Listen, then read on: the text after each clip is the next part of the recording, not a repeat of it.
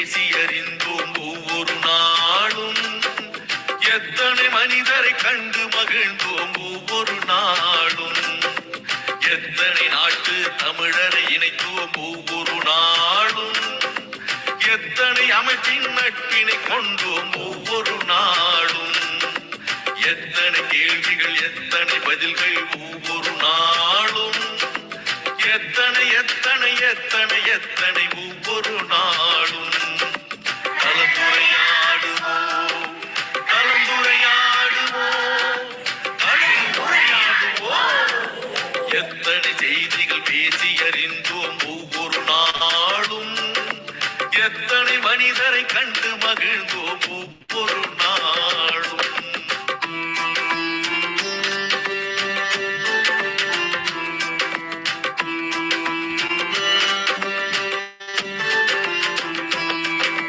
திருக்குறள் வாழ்த்து பாடினோம், இசை தமிழ் பாடலும் பாடினோம். அறிவு வளர்ச்சிக்கு தேவைப்படும் வழி அனைத்தும் அனைத்தும் தேடினோம். ஆற்றல் மிகுந்த மனிதரை எல்லாம் தேடி தேடி ஓடினோம். அவர் உரை முடிந்த பின்னால் நாமும் அவருடன் கலந்து பேசினோம். உடல் நலம் பேசினோம், மனநலம் பேசினோம். பேச வேண்டிய வாழ்வின் செய்திகள் அடுக்கி அடுக்கி பேசினோம். சான்றிதழ் தந்தோம், வலையொலி தந்தோம், அன்பும் நன்றியும் போற்றினோம்.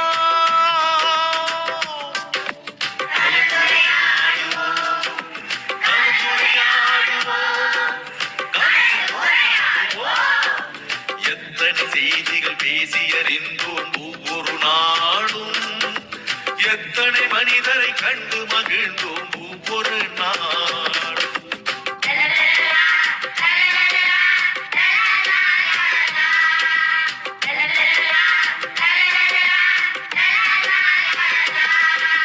சங்க தமிழும் பேசினோம், இன்றைய தமிழும் பேசினோம். எந்த தமிழை பேசினாலும் நாம் பகுத்தறிவுடனே பேசினோம். சொல்லிய தொடங்கி சுவடிகள் வரையில் தோண்டி தோண்டி பேசினோம். பெண்ணிய தொடங்கி சூழ்நிலை வரையில் ஆய்ந்து தோய்ந்து பேசினோம். கவிதைகள் பாடினோம், கதைகளும் கூறினோம். பட்டிமன்றத்து நிகழ்வுகள் கூட பார்த்து பார்த்து பேசினோம். பிள்ளைகள் தொடங்கி பெரியவர் வரையில் இணைப்புரை தந்து பேசினோம்.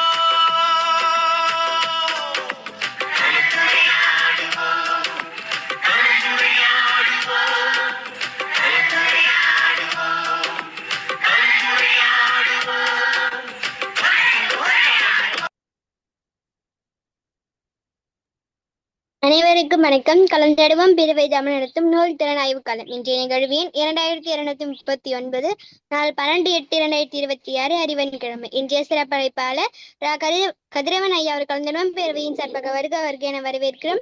குரலும் பொருளும் கூறுவதற்கு சகோதர சகோதரி அன்பன் வரவேற்கிறோம். குரலும் பொருளும் வரலாறு செய்யும் டெல்லி பிரம்மநாயகம் ஐயா அவர்களின் அன்பன் வரவேற்கிறோம். இசைப்பாளர் வழங்குவதற்கு தென்மொழிப்பன நீகவசன் ஐயா அவர்களையும் தமிழ் பாடகி பாக்கியலட்சுமி அம்மா அவர்களையும் வரவேற்கிறோம். குரல் வடிவு இசைப்பாளர் வழங்குவதற்கு தங்கம் சாய்ராமன் அம்மா அவர்களையும் வரவேற்கிறோம். நிகழ்வின் முதல் பகுதியாக இன்றைய குரல். அதிகாரம் 62, ஆழ்வினை உடைமை. அருமை உடைத்தென்று அசாமம் என்னும் பெருமை முயற்சி தரும் வினைக்கண் விடைகள் ஓம்பால் வினைக்குறை தீர்ந்தானி தீர்ந்தன்றி உலகு தாளாண்மை என்னும் தகமைக்கண் தங்கிற்ற வேளாண்மை என்னும் செருக்கு தாளாண்மை இல்லாதன் வேளாண்மை பெருகி வாளாண்மை போல கிடும் இன்பம் விளையான் வினைவழியான் தன்கரை துன்பம் திரை தோன்றும் துன் முயற்சி திருவனையாக்கு முயற்சியின்மை புகுத்திவிடும் மடியுள்ள மாபோடி என்பம் மணிலால் தள்ள தாமரையினால் ஒரின்மை அர்க்கம் பழனென்று அறிவந்த ஆழ்வின் இன்மைப்படி தெய்வத்தான் ஆகது என்பதை விட்ட கூலிதரும் ஊடி முப்பகம் காண்பு ஒளிவென்று தாடாது நற்றுப்பவர். குரலும் பொருளும் வரலாறு செய்ய பிரம்மநாயகம் ஐயா அவர்களை அழைக்கிறோம். அம்மா வெண்மலமா அபயமா வராங்களா? வெண்மலமா வராங்க வராங்க வராங்களா? அபயம்மாள்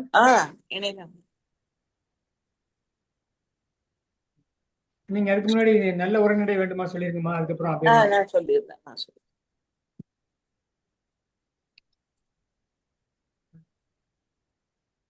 வணக்கம்.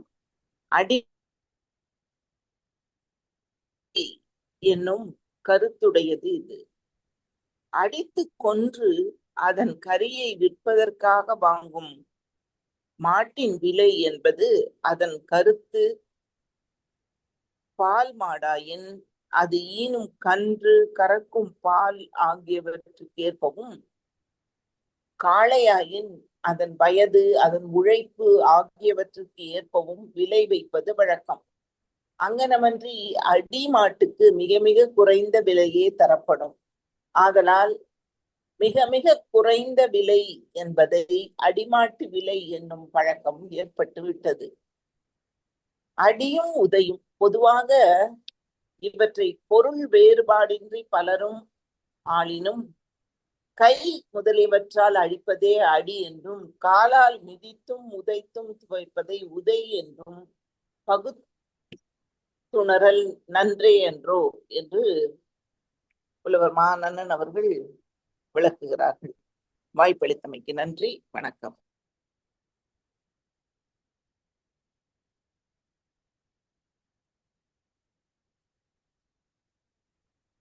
ஔவையம்மாள் நிகழ்ச்சி 500 முறை கேட்கலாம். இன்றைய நிகழ்வு என் குரல் பெண்வெளிச் சேரல் அதிகாரத்தினுடைய ஈற்றையல் குரல். அறவினையும் ஆன்ற பொருளும் பிறவினையும் பெண்ணேவல் செய்வார் கண்ணில். ஆணவம் கொண்ட பெண்கள் இடுகின்ற ஆணைகளுக்கு அடங்கி இயங்குகின்ற பெண் பித்தரிடம் அறநெறி செயல்களையோ சிறந்த அறிவாற்றலையோ எதிர்பார்க்க இயலாது. இனி வரலாற்றில் இன்று ஆகஸ்ட் மாதம் 12ஆம் நாள். இதே நாளில்தான் கிமு 30ஆம் ஆண்டு மார்க் அந்தோனி போரில் தோல்வியடைந்ததை அடுத்து எகிப்தின் கிளியோபத்ரா தற்கொலை செய்து கொண்டார். 1281ஆம் ஆண்டு மங்கோலிய பேரரசன் குப்லாய் கானின் கடற்படைகள் ஜப்பானை அணுகும் போது சூறாவளியில் சிக்கொண்டு இறந்தனர். 1480ஆம் ஆண்டு ஓட்டமான் படையினர் இஸ்லாம் மதத்திற்கு மாற ஒப்புக்கொள்ளாத 800 கிறிஸ்தவர்களை தலையில் செய்து கொண்டனர். 1499ஆம் ஆண்டு வெனிசியர்களுக்கும் ஓட்டமான் துருக்கியர்களுக்கும் இடையில் முதல் போர் இடம்பெற்றது. 1833ஆம் ஆண்டு சிகாகோ அமைக்கப்பட்டது. 1851ஆம் ஆண்டு ஐசக் சிங்கர் தனது தையல் இயந்திரத்திற்கான காப்புரிமையை பெற்றார். 1853ஆம் ஆண்டு நியூசிலாந்து சுயாட்சி பெற்றது. 1877ஆம் ஆண்டு அசாய் ஹோல் என்பவர் செவ்வாய்க்கோளின் டெய்மோஸ் என்ற சந்திரனை கண்டுபிடித்தார். 1883ஆம் ஆண்டு கடைசி குஹா, அதாவது வரிக்குதிரை வகை ஆம்ஸ்ட்ராங்கில் இறந்தது. 1952ஆம் ஆண்டு மோஸ்கோவில் 13 யூத இன அறிவியலாளர்கள், கவிஞர்கள் கொல்லப்பட்டனர். 1953ஆம் ஆண்டு சோவியத் ஒன்றியம் ஜோ 4 என்ற தனது முதலாவது அணு ஆயுத சோதனையை நடத்தியது. 1978ஆம் ஆண்டு ஜப்பானும் மக்கள் சீன குடியரசும் தமக்கிடையே நட்புறவு அமைதி ஒப்பந்தத்தை ஏற்படுத்தினர். 1981ஆம் ஆண்டு IBM தனது தனி மேசைக்கடி கணினியை வெளியிட்டது. 1985ஆம் ஆண்டு ஜப்பானில் 2 பயணிகள் விமானங்கள் மோதிக்கொண்டதில் 520 பேர் கொல்லப்பட்டனர், 4 பேர் காப்பாற்றப்பட்டனர். 1990ஆம் ஆண்டு அமெரிக்கா தென் டகோட்டாவில் ஃபெரண்டோஸ் என்னும் இடத்தில் டைனோசரின் முழுமையான எலும்புக்கூடு கண்டுபிடிக்கப்பட்டது. 2000ஆம் ஆண்டு K-141 கூர்ஸ் என்ற ரஷ்ய கடற்படை நீர்மூழ்கி கப்பல் பயிற்சியின் போது 118 பேருடன் பாரன்ஸ் கடலில் மூழ்கியது. 2005ஆம் ஆண்டு மாலைத்தீவுகளில் அரசுக்கு எதிராக கிளர்ச்சி இடம்பெற்றது. 2005ஆம் ஆண்டு இலங்கையில் தமிழ் வானொலி தொலைக்காட்சி அறிவிப்பாளர் ரேலங்கி செல்வராஜா கொலை செய்யப்பட்டார். இதே நாளில்தான் 1928ஆம் ஆண்டு தமிழறிஞர் தமிழண்ணல் பிறந்தார். வாய்ப்பிற்கு நன்றி, வணக்கம். நன்றிங்க ஐயா. அந்த இசைப்பாளர் அவையம்மா வந்துட்டாங்க. அவையம்மா நிகழ்வு குரல் சொல்லுங்கம்மா.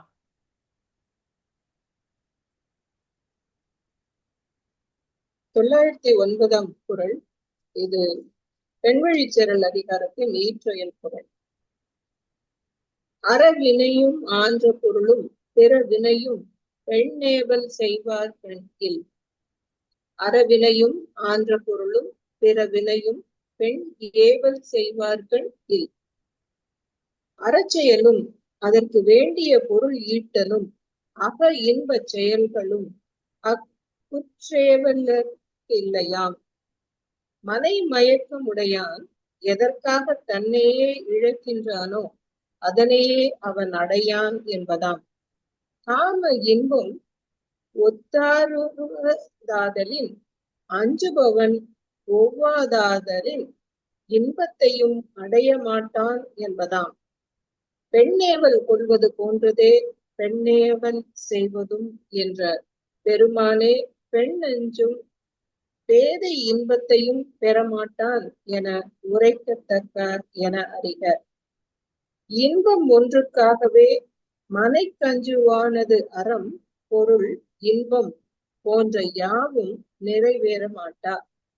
அறவினையும் ஆன்ற பொருளும் பிற வினையும் பெண்ணேவல் செய்வார்கள் இல் என்ற பொருளையும் இக்குறளுக்கு புலவர் நன்னன் அவர்கள் வழங்கிய சொற்பொருள் விளக்கம் கருத்து ஆகியனவற்றையும் உங்களோடு பகிர்ந்தேன். பெருமகிழ்ச்சி கொள்கிறேன். வாய்ப்பளித்தமைக்கு மிக்க நன்றி. நன்றிங்க அம்மா. இசைப்பாட வழங்குவதற்கு செந்தமிழ் பாடிக்கு பாக்கியலட்சுமி அம்மா அவர்களை அன்பு அழைக்கிறோம். அழைத்ததுக்கு நன்றி. அனைவருக்கும் வணக்கம். தமிழ் மொழி பாடல். தாயே தமிழே வணக்கம், உன் உறவே உயிர்மை விளக்கம். தாயே தமிழே வணக்கம், உன் உறவே உயிர்மை விளக்கம். இசையுடன் பிறந்த திருநிறை தமிழே, என் விசையுடன் கலந்த கருவறை மொழியே. இசையுடன் பிறந்த திருநிறை தமிழே, என் விசையுடன் கலந்த கருவறை மொழியே. தாயே தமிழே வணக்கம், உன் உறவே உயிர்மை விளக்கம். காற்றின் சிறகே கடலின் குரலே, மேக திரளின் மூச்சு குழலே. காற்றின் சிறகே கடலின் குரலே, மேக திரளின் மூச்சு குழலே. தாயே தமிழே வணக்கம், நீ இயற்கை மொழியின் தொடக்கம். தாயே தமிழே வணக்கம், நீ இயற்கை மொழியின் தொடக்கம். இசையுடன் பிறந்த திருத்தமிழே, என் விசையுடன் கலந்த கருவறை மொழியே. இசையுடன் பிறந்த திருநிறை தமிழே, என் விசையுடன் கலந்த கருவறை மொழியே. அகத்தின் அழகே புறத்தின் ஒளியே, ஆபட் பல்கலை அரையணை தமிழே. அகத்தின் அழகே புறத்தின் ஒளியே, ஆபட் பல்கலை அரியணை தமிழே. தாயே தமிழே வணக்கம், உன் அறமே உலகை இணைக்கும். தாயே தமிழே வணக்கம், உன் அறமே உலகை இணைக்கும். இசையுடன் பிறந்த திருநிறை தமிழே, என் விசையுடன் கலந்த கருவறை மொழியே. இசையுடன் பிறந்த திருநிறை தமிழே, என் விசையுடன் கலந்த கருவறை மொழியே. தாயே தமிழே வணக்கம், உன் உறவே உயிர்மை விளக்கம். தாயே தமிழே வணக்கம், உன் உறவே உயிர்மை விளக்கம். அழைத்ததுக்கு நன்றி. அனைவருக்கும் நன்றிங்க அம்மா. இத்துடன் முதல் பகுதி நிறைவடைகிறது. இரண்டாம் பகுதி.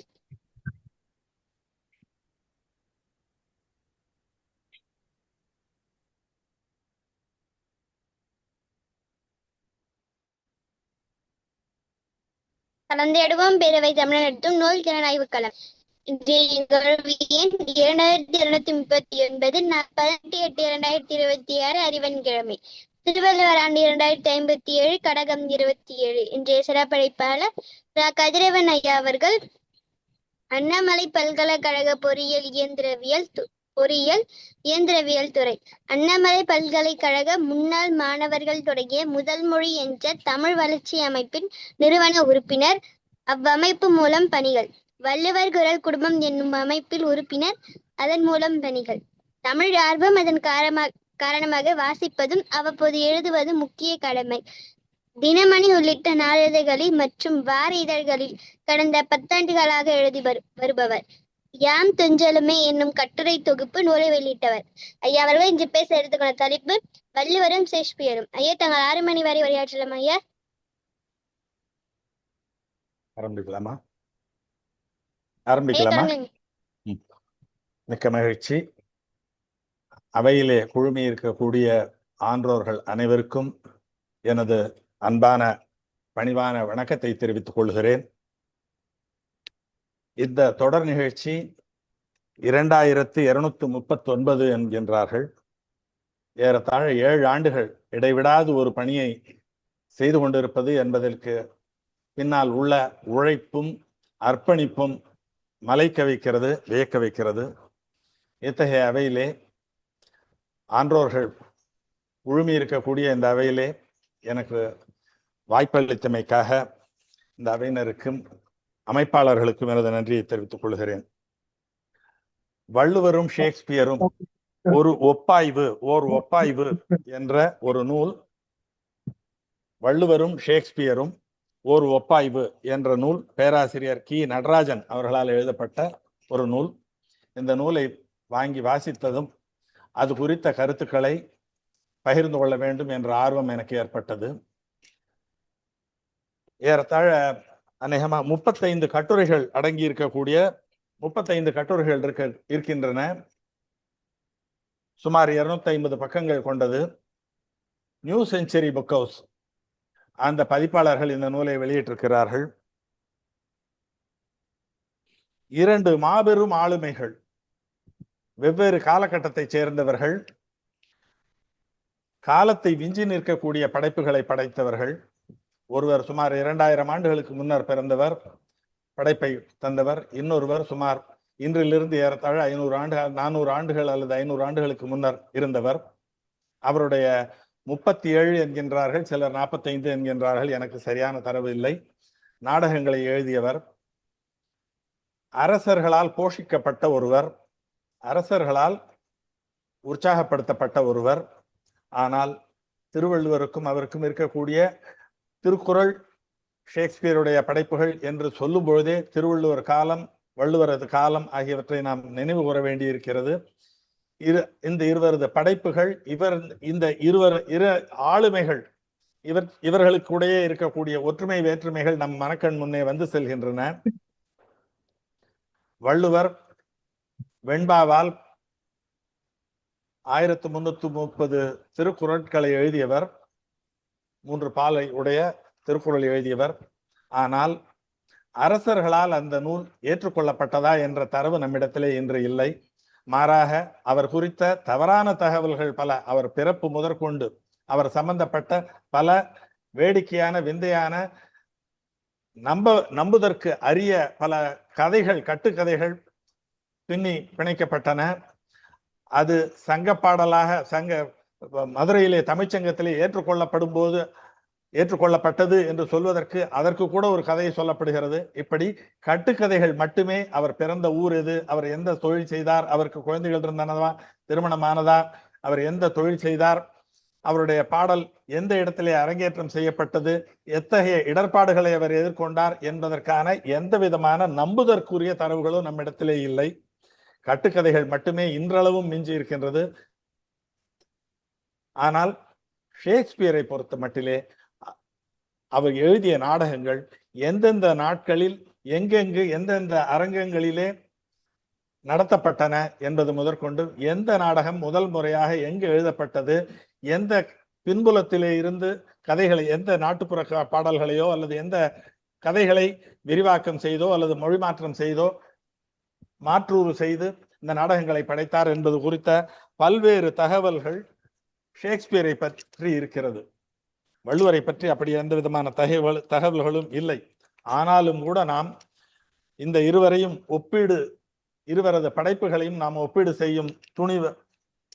செய்ய முயன்றிருக்கின்றார் பேராசிரியர் கி நடராஜன் அவர்கள். ஒன்று பலா போன்றது, இன்னொன்று மா போன்றது என்று நான் கூறலாம் என்று கருதுகிறேன். ஷேக்ஸ்பியருடைய நாடகங்கள் சாமானியர்கள் முதற்கொண்டு எவர் வேண்டுமானாலும் நேராக சென்று அமர்ந்து பார்த்து ரசிக்கக்கூடியவை. ஆனால் வள்ளுவருடைய குறள்கள் கற்றவர்களுக்கு மட்டுமே உரித்தானதாக இருந்திருக்கிறது. அரசர்கள் அவரை அந்த திருக்குறளை ஏற்றுக்கொண்டு மக்களிடத்திலே சென்று பரப்பினார்கள் என்று சொல்வதற்கு இல்லை. அதற்கான தரவுகள் நம்மிடத்திலே இல்லை. ஆனாலும் காலத்தை விஞ்சி நிற்கின்றது. அதுதான் வள்ளுவத்தின் சிறப்பு என்று சொல்லலாம். அதே போல ஏறத்தாழ 500 ஆண்டுகள் எழுதப்பட்ட நாடகங்கள் இன்னமும் நம்மிடத்தில் இருக்கிறது, நிலவுகின்றன, உலகெங்கிலும் பேசப்படுகின்றன, நடிக்கப்படுகின்றன என்று சொல்லும் போதே அந்த நாடகங்களின் சிறப்பு நமக்கு தெரிய வருகிறது. இருவரும் ஏறத்தாழ கதைக்களம் என்று எடுத்துக்கொண்டால் வள்ளுவர் என்னவற்றையெல்லாம் எடுத்து சொன்னாரோ அவையெல்லாம் ஷேக்ஸ்பியரின் நாடகங்களிலே கதைக்களமாக இருக்கிறது. காதல் இருந்திருக்கிறது, வீரம் இருந்திருக்கிறது, மானம், குடிப்பெருமை போன்றவை எல்லாம் ஷேக்ஸ்பியருடைய நாடகங்களிலே பேசப்படுகின்றன. அதாவது வள்ளுவர் எவற்றையெல்லாம் உயர்த்தி பிடித்தாரோ, குடிப்பெருமையை உயர்த்தி பிடித்தார், செங்கோன்மையை உயர்த்தி பிடித்தார், மானம், காதல், வீரம், நட்பு போன்றவற்றையெல்லாம் உயர்த்தி பிடித்தாரோ அவையெல்லாம் ஷேக்ஸ்பியருடைய நாடகங்களிலே இடம்பெற்றிருக்கின்றன என்பது ஒரு மகிழ்ச்சி தரக்கூடிய செய்தி. அதே போல ஒரு சில கருத்துக்கள் நீதி, பொறுமை, அகங்காரம், துரோகம் இப்படி முரண்பட்ட சில கருத்துக்களை கூட அடிப்படையாக கொண்டு நாடகங்களை சமைத்திருக்கிறார். நட்பு இருக்கும், துரோகமும் இருக்கும், பேராசை இருக்கும், அகங்காரம் இருக்கும், செருக்கு இருக்கும், ஏழ்மை இருக்கும், எளிமை இருக்கும். இப்படி முரண்பட்ட பல குணாதிசயங்களை கூட நாடக பாத்திரங்களின் குணமாக அமைத்து பாத்திரங்களை படைத்திருக்கிறார் ஷேக்ஸ்பியர் என்பது ஒரு சிறப்பான அம்சமாக கருதப்படுகிறது. சில கருத்துக்களிலே இருவரும் ஒன்றுபடுகிறார்கள், சில கருத்துக்களிலே வேறுபடுகிறார்கள் என்று சொல்லலாம், முரண்படுகிறார்கள் என்று கூட சொல்லலாம். ஆனால் தேசம் கடந்த ஒருவர் இந்தியாவிலே தமிழ்நாட்டிலே பிறந்தவர், ஒருவர் தமிழ்நாட்டிலே பிறந்தவர், இன்னொருவர் ஐரோப்பாவிலே பிறந்தவர். தூரம் என்று எடுத்துக்கொள்ளும் போது 3000 அல்லது 5000 மைல்களுக்கு அப்பால் ஒருவருக்கு ஒருவர் இடைவெளி இருந்திருக்கிறது. காலம் என்று எடுத்துக்கொண்டால் ஒருவர் தோன்றி அடுத்தவர் 1500 ஆண்டுகளுக்கு பின்னர் தோன்றியிருக்கிறார். ஆனாலும் இருவருடைய படைப்புகளும் இன்னும் பேசப்படுகின்றன. வள்ளுவர் நல்லனவற்றின் நல்லவற்றை எல்லாம் எடுத்து சொல்லுகிறார், நல்லனவற்றின் நல்லவையெல்லாம் எடுத்து சொல்லுகிறார், தீயவற்றின் தீமைகளையும் வலியுறுத்துகிறார், எடுத்து கூறுகிறார். கவிஞர் தீய கவிஞர் சற்றே விலகி இருக்கிறார் என்று சொல்லலாம். காரணம், தீய கதாபாத்திரங்களை படைத்து அவர்களின் தீய செயல்கள், அதன் விளைவுகள், இறுதியில் அவர்கள் அழிவது, பேரழிவை உண்டாக்குவது போன்றவற்றை வலியுறுத்தி, தீயவற்றின் தீமையை மிகைப்படுத்தி அதனை வலியுறுத்தி சொல்வதாக அவருடைய நாடகங்களை அமைத்திருக்கிறார் என்று சொல்வது பொருத்தமாக இருக்கும். வள்ளுவர் பன்மொழி புலவர் என்ற ஒரு கருத்து நிலவுகிறது. பல்வேறு நூல்களில் இருந்து நலனவற்றையெல்லாம் எடுத்து செறிவூட்டி நமக்கு தந்திருக்கிறார். கவிஞரது நாடகங்களும் அதே போல பல நாட்டுப்புற கதைகள், பல நாடுகளை சார்ந்த கதைகள், இங்கிலாந்தை மட்டுமல்ல, நார்வேயை பற்றி வருகிறது, டென்மார்க்கை பற்றி வருகிறது, வெனிஸை, இத்தாலியை பற்றி வருகிறது, ரோம் பற்றி வருகிறது, இப்படி பல ஈஜிப்ட் பற்றி எல்லாம் வருகிறது. இப்படி பல நாடுகள் சார்ந்த கதைகள், அங்கு பேசப்பட்ட கதைகள், அங்கு நாடகமாக கூட நடிக்கப்பட்டிருக்கலாம். அத்தகைய கதைகளை எல்லாம் செறிவூட்டி நமக்கு எடுத்து கொடுத்திருக்கிறார்.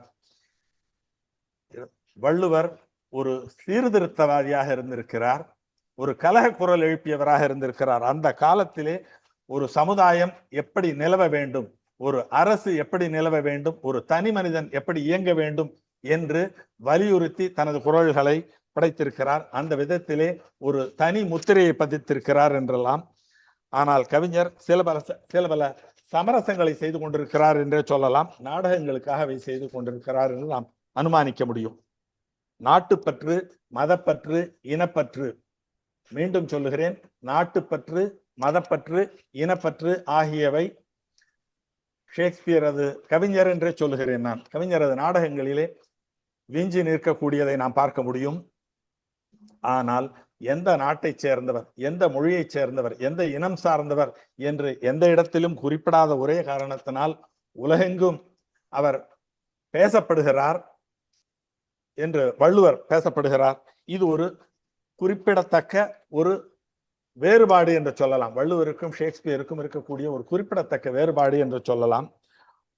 மதம், மொழி, இனம் ஆகிய எந்த வளையத்துக்குள்ளும் தன்னை தகவமைத்துக் கொள்ளாதவர் வள்ளுவர். அதே போல அறம் சார்ந்து மனிதன் இயங்க வேண்டும். எத்தகைய துன்பம் வந்தாலும் அறம் என்ற அந்த நேர்கோட்டிலிருந்து விலகக்கூடாது என்று வள்ளுவர் சொல்லுவார். ஆனால் Shakespeare end justifies the means என்று சொல்வார்கள். அப்படி இலக்கு, நாம் எந்த இலக்கை அடைய இருக்கிறோமோ அதனுடைய முக்கியத்துவம் கருதி நாம் செயல்பட வேண்டும். அதற்காக இருக்கக்கூடிய வழிமுறைகளிலே சமரசம் செய்து கொள்ளலாம் என்ற கருத்தை அவர் முன்னிறுத்தி இருக்கிறார் அவருடைய நாடகங்களிலே. இது இங்கிலாந்துக்கு மட்டுமல்ல, இந்தியாவிலே இருக்கக்கூடிய பல்வேறு மதம் சார்ந்தவர்கள் கூட இத்தகைய ஒரு கருத்தாக்கத்தை உயர்த்தி பிடிக்கிறார்கள். ஆனால் வள்ளுவர் ஈன்றாள் பசி காண்பான் ஆயினும் செய்யற்க சான்றோர் பழிக்கும் வினை என்று சொல்கிறார். ஈன்றாள் பசி காண்பான் ஆயினும் செய்யற்க சான்றோர் பழிக்கும் வினை. எந்த அளவுக்கு அறத்திலிருந்து இமியும் விலகக்கூடாது என்பதிலே அவர் கண்ணும் கருத்துமாக இருந்திருக்கிறார். அறத்தால் வருவதே இன்பம் என்று சொல்லுகிறார். இப்படி வள்ளுவருடைய படைப்புகளுக்கும் ஷேக்ஸ்பியருடைய படைப்புகள் அல்லது அவருடைய பாத்திரங்களுக்கும் இருக்கக்கூடிய ஒரு சில கருத்துக்கள் கோணம் நம்மை வியக்க வைக்கிறது. அவருடைய நாடகங்கள், ஷேக்ஸ்பியருடைய நாடகங்களிலே இருக்கக்கூடிய ஒரு சில முக்கியமான குணாதிசயத்தை சொல்லலாம். நான் முன்னர் குறிப்பிட்டிருந்தேன். சில கருத்துக்களை, தீயவற்றை அந்த பாத்திரங்களில், தீய குணாதிசயங்களை அந்த பாத்திரத்துக்குள் புகுத்தி தீயவற்றின் ஒரு உருவகமாக மாற்றி இருப்பார். ஆளுருவாக்கம் என்று சொல்லப்படுகிறது. பெர்சானிபிகேஷன் என்று ஆங்கிலத்திலே சொல்லுகிறார்கள். ஆளுருவாக்கம் செய்கிறார். அப்படி செய்யும் போது ஒரு பாத்திரத்துக்கு ஒரு குணாதிசயம் இருக்கும். உதாரணமாக மேக்பெத் என்ற பாத்திரம் பேராசையின் வடிவமாக விளங்குகிறது. ஹாம்லெட் குழப்பம், ஊசலாட்டம் இவற்றின் வடிவமாக விளங்குகிறது. ஒத்தெல்லோ சந்தேகத்தின் வடிவமாக விளங்குகிறது. கிங் லியர் செருக்கு, அகங்காரம் ஆகியவற்றின் வடிவமாக விளங்குகிறது. போர்ஷியா என்ற ஒரு பெண் பாத்திரம் சாதுரியம் மிக்க ஒரு பெண்மணியாக காட்டப்படுகிறாள். ஷைலாக் கோபம், தீயெண்ணம் போன்றவற்றை காட்டுபவனாக இருக்கிறான். நட்பு என்பதற்காக வள்ளுவர் ஏராளமான குறள்களை படைத்திருக்கிறார். நட்புக்காக ஆண்டோனியோ அண்ட் பசானியோ என்று, ஆண்டோனியோ பசானியோ மெர்ச்சன்ட் ஆஃப் வெனிஸ் நாட்டு வணிகம், அந்த நாடகத்திலே வரக்கூடிய அந்த இரண்டு பாத்திரங்கள் ஒருவருக்கொருவர் எவ்வளவு நட்பின் அடிப்படையிலே அவர்களுடைய நட்பு விளங்குகிறது என்பதை எல்லாம் எடுத்து சொல்லுகிறார். இப்படி படைப்பு என்று வரும்போது இருவரிடத்திலே இருக்கக்கூடிய மிக சில வித்தியாசங்கள் நமக்கு பளிச்சென்று தெரியக்கூடியதாக இருக்கிறது. ஆனாலும் சில அவருடைய நாடகங்கள் 37 என்று எடுத்துக்கொண்டாலும் கூட சில நாடகங்கள் மட்டுமே நாம் எடுத்து, இந்த கட்டுரையிலே ஏறத்தாழ 35 கட்டுரைகள் இந்த தொகுப்பிலே இருந்தாலும் கூட நான் அவருடைய நாடகங்கள் 3 நாடகங்களை எடுத்துக்கொள்ளலாம் என்று நினைக்கிறேன். ஷேக்ஸ்பியருடைய நாடகங்கள், வள்ளுவருடைய கருத்துக்கள், இந்த கருத்துக்கள் சில இடங்களிலே ஒத்து போகும், சில இடங்களிலே முரண்பட்டு போகும், அல்லது சில இடங்களிலே அந்த பாத்திரங்களோ அல்லது அந்த காட்சியோ வள்ளுவரையும் திருக்குறளையும் நினைவுபடுத்தும். இவற்றை இந்த இடத்திலே உங்களிடத்திலே பகிர்ந்து கொள்ளலாம் என்று நினைக்கிறேன். 3 எடுத்துக்காட்டாக ஒத்தெல்லோ கதையை ஒத்தெல்லோ நாடகத்தை எடுத்துக்கொண்டோமானால் மிக சுருக்கமாக சொல்லலாம். ஒத்தெல்லோ, டெஸ்டமோனியா என்ற ஒருவர் டெஸ்டமோனியாவை காதலித்து ஒத்தெல்லோ திருமணம் செய்து கொள்ளுகிறான். தந்தையை எதிர்த்து, டெஸ்டமோனியாவின் தந்தையை எதிர்த்து காதலித்து திருமணம் செய்து கொள்ளுகிறான். அவளை அழைத்து கொண்டு போர் முனைக்கு செல்லுகிறான். அவனுடைய படைத்தளபதியாக கேஷியோ என்று ஒருவன் இருக்கிறான்.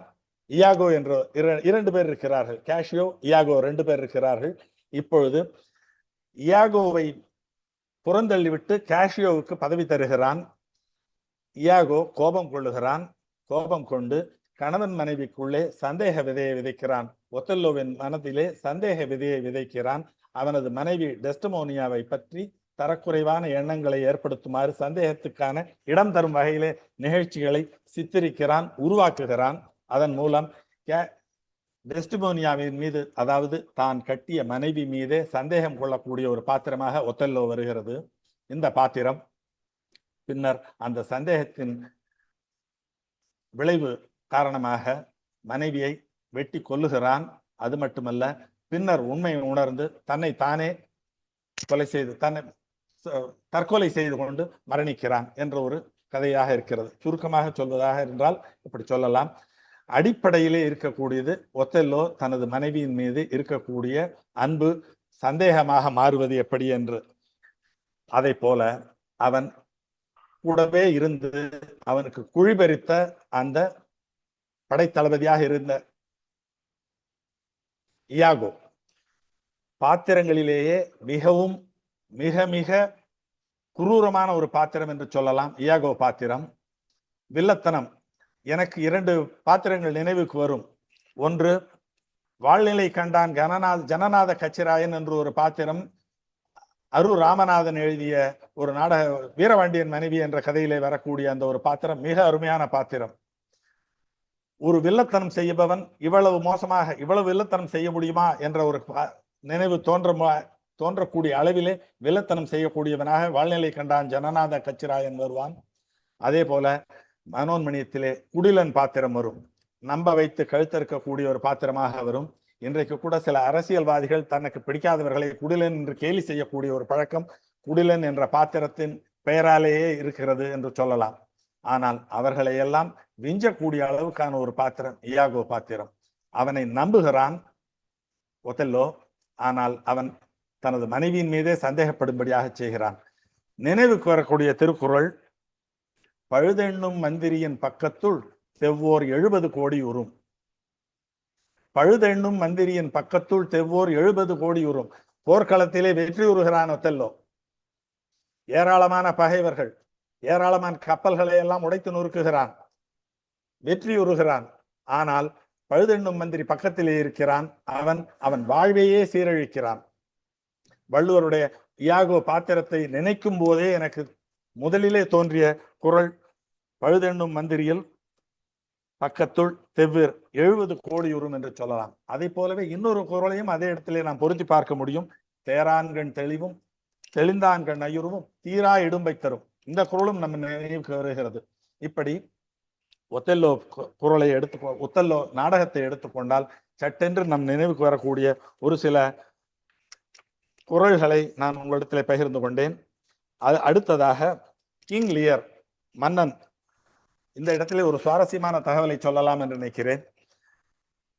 யாழ் நூல் எழுதிய சுவாமி விபுலானந்தர் ஒரு தமிழிலே மதங்க சூளாமணி என்ற ஒரு நூல் எழுதியிருந்தார். நாடகம் எவ்வாறு அமைய வேண்டும் என்பதற்கு அவர் இலக்கணத்தை, தமிழில் இருக்கக்கூடிய நாடக இலக்கணம், நாடகங்கள் எவ்வாறு அமைய வேண்டும் என்று கூறியிருக்கின்றன என்றெல்லாம் விளக்கி ஷேக்ஸ்பியருடைய 12 நாடகங்களை அவர் தமிழ்படுத்தி இருக்கிறார். கதை சுருக்கம் போலத்தான் சொல்லியிருப்பார். ஒரு நாடகமும் சுமார் 5 அல்லது 6 பக்கங்களுக்குள்ளே வரக்கூடிய அளவுக்கு இதை சொல்லி இருப்பார். ஒரு கதையும் ஒரு 12 நாடகங்களை அவர் தமிழ்படுத்தி இருக்கிறார். ஒரு விசேஷம் அதிலே என்னவென்றால், ஒரு சிறப்பு என்னவென்றால், அந்த பாத்திரங்களின் பெயரையும் தமிழ்படுத்தி இருப்பார். சுவாமி விபுலானந்தர் அந்த பாத்திரங்களின் பெயரையே தமிழ்படுத்தி இருப்பார். இன்னும் சொல்ல போனார், ஷேக்ஸ்பியரின் பெயரையே ஜெகசிற்பியர் என்று தான் சொல்லுவார். ஷேக்ஸ்பியரின் பெயரை ஜெகசிற்பியர் என்றுவார். அந்தோனியின் பெயர் எனக்கு மறந்து விட்டது, சுசீலை என்பார். ஜூலியட்டை சுசீலை என்பார். கிங் லியரை ஆகுல மன்னன் என்று சொல்லுவார். ஆகுல மன்னன் என்று இப்படி தமிழ்படுத்தி இருப்பார். நாடகம் முழுக்க தமிழில் இருக்கும். ஆனால் மிக மிக முக்கியமான காட்சிகளை அவர் அந்த கவிதைகளை எல்லாம் கூட மொழிபெயர்த்திருப்பார். இப்படி கிங் லியர் என்ற நாடகம் ஒரு ஆகச்சிறந்த ஷேக்ஸ்பியரின் அவலச்சுவை மிக்க நாடகங்களிலே ஆகச்சிறந்த நாடகம் என்று சொல்லலாம். அதனுடைய கதை சுருக்கம் என்று எடுத்துக்கொண்டால், ஒரு மன்னன் தனது 3 மகள்களிடத்திலே தனது நாட்டை பிரித்து தருகிறான். 2 மகள்கள் அவனை புகழ்ந்து பேசி அவனிடத்திலே இருந்து 2 பங்கு நாட்டை பிரித்து எடுத்துக் கொள்கிறார்கள். 3வது மகள் உண்மையை பேசுகிறாள். வாய்மை என்று சொல்லுவோம் அல்லவா, உண்மையை பேசுகிறாள். நான் உன்னிடத்திலே மட்டும் எப்படி அன்பு காட்ட முடியும்? நாளை நான் திருமணமாகி போகும்போது அவனிடத்திலேயும் நான் அன்பு காட்டுவேன் அல்லவா. ஆக என் உள்ளே புதைந்து கிடக்கக்கூடிய மொத்த அன்பும் உனக்கே இருக்கும் என்று சொல்ல முடியாதல்லவா. என் கணவனுக்கு உன்னிடத்திலே எவ்வளவு அன்பு காட்டுகிறேனோ அதே அளவு அன்பு என் கணவனிடத்திலே காட்டுவேன் என்று உண்மையை சொல்லுகிறாள். கோபமுறுகிறான் மன்னன். யான் எனது என்ற செருக்கு கொண்ட மன்னவன் கிங் லியர் கோபம் கொள்ளுகிறான். கோபம் கொண்டு அவளை நாட்டை விட்டே கடத்தி விடுகிறான். நாடு கடத்துகிறான். என் முகத்திலே வீழ்க்காதே, ஓடிப்போ என்று சொல்லுகிறான். பிரெஞ்சு மன்னன் அவளை மனம் செய்து கொண்டு போகிறான். உன்னுடைய சொத்து எதுவுமே எனக்கு வேண்டாம் என்று அவளை அழைத்து கொண்டு சென்று விடுகிறான். அந்த சமயத்திலே ஒரு மந்திரியாகப்பட்டவன், அவனுக்கு அருகிலே இருக்கக்கூடிய ஒரு மந்திரி இருக்கிறான். கெண்ட் என்ற பாத்திரமாக வரும். அவன் சொல்லுகிறான், மன்னனை பார்த்து சொல்லுகிறான், மன்னா நீ செய்வது தவறு, இடிப்பாறை இல்லா என்ற ஏமரா மன்னன் சொல்வார் அல்லவா. அதை போல அந்த இடத்திலே ஒரு பாத்திரம் வரும். மன்னன் கிங் லியர் மகளிடத்திலே 2 மகள்களுக்கு சொத்தை முழுவதும் பிரித்து கொடுக்கிறான். இன்னொரு மகளுக்கு ஒன்றுமே கிடையாது என்று சொல்லுகிறான். அப்படி சொல்லும்போது அவன் கண்டிப்பான், இடித்துரைப்பான், நீ செய்வது தவறு. அந்த மகளை 3வது மகள் உன் மீது அன்பு செலுத்துகிறாள் என்பதிலே எந்த விதமான ஐயமும் இல்லை. மேலும் அவள் உண்மையை சொல்லுகிறாள், அவளை நீ தண்டிக்க கூடாது என்றெல்லாம் சொல்லுவான். அதற்கு அந்த மன்னன் அவனையும் 5 நாட்களுக்குள் நீ இந்த ஊரை விட்டு சென்று விட வேண்டும், இதற்கு பின் என் கண்களிலே பட்டால் உன்னை சிரச்சேதம் செய்து விடுவேன் என்று விரட்டுகிறான். அதாவது இடிப்பாறை இல்லா ஏமரா மன்னன் கெடுப்பாரிலானும் கெடும் என்று சொல்லுவோம் அல்லவா, சொல்லுகிறார் அல்லவா வள்ளுவர். அந்த குறளைக்கு பொருத்தமான ஒரு பாத்திரமாக கிங் லியரும் கென்ட் அமைச்சராக விளங்கக்கூடிய அந்த கென்ட் என்ற பாத்திரமும் வருகின்றன. இப்படியா இது மட்டுமல்ல, பெண்களின் படைப்பு. அந்த 3 பெண்களிலே ஒரு பெண் பிரான்சுக்கு சென்று விடுவாள். மீதமுள்ள 2 பெண்களில் குரூரம் மிக்கவர்களாக இருப்பார்கள். பெற்ற தகப்பன் தன் சொத்தையெல்லாம் தனக்கு எழுதி கொடுத்த அந்த தகப்பன் இடத்திலே அவர்கள் அவனை தவறாக நடத்த தொடங்குவார்கள். ஏனென்றால் தனது சொத்து, அவனுடைய சொத்து முழுவதும் தனக்கு வந்து விட்டது, இனி அவனுடைய தயவு தேவையில்லை என்ற நிலை ஏற்பட்டு விடுகிறது. அவனை தவறாக அவமரியாதையுடன் நடத்த தொடங்குவார்கள். அப்படியெல்லாம் தொடங்கி அவனை அந்த இல்லத்தை விட்டே துரத்தக்கூடிய ஒரு சூழல், அவன் அந்த வீட்டை விட்டு வெளியேறக்கூடிய ஒரு சூழல் ஏற்படும். நேற்று வரை மன்னனாக இருந்தவன் இன்று வெறும் ஆளாக வீதியிலே தெரியக்கூடிய ஒரு காட்சி, ஒரு புயல் வரக்கூடிய மனப்புயல் என்று சொல்வார்கள். அந்த காட்சி ஒரு அருமையான காட்சியாக அமைந்திருக்கும். அந்த காட்சி இதற்கெல்லாம் பின்னர் உண்மையை உணர்கிறான் மன்னன். 3வது மகளை சென்றடைகிறான். ஆனால் துரதிருஷ்டவசமாக 3வது மகளும் இறக்கிறாள். கவலைப்பட்டு தானும் இழக்கிறான். அவலச்சுவை என்று சொல்வார்கள் அல்லவா, வரிசையாக ஒன்றன் பின் ஒன்றாக 8 மரணங்கள் 7-8 மரணங்கள் வரும்.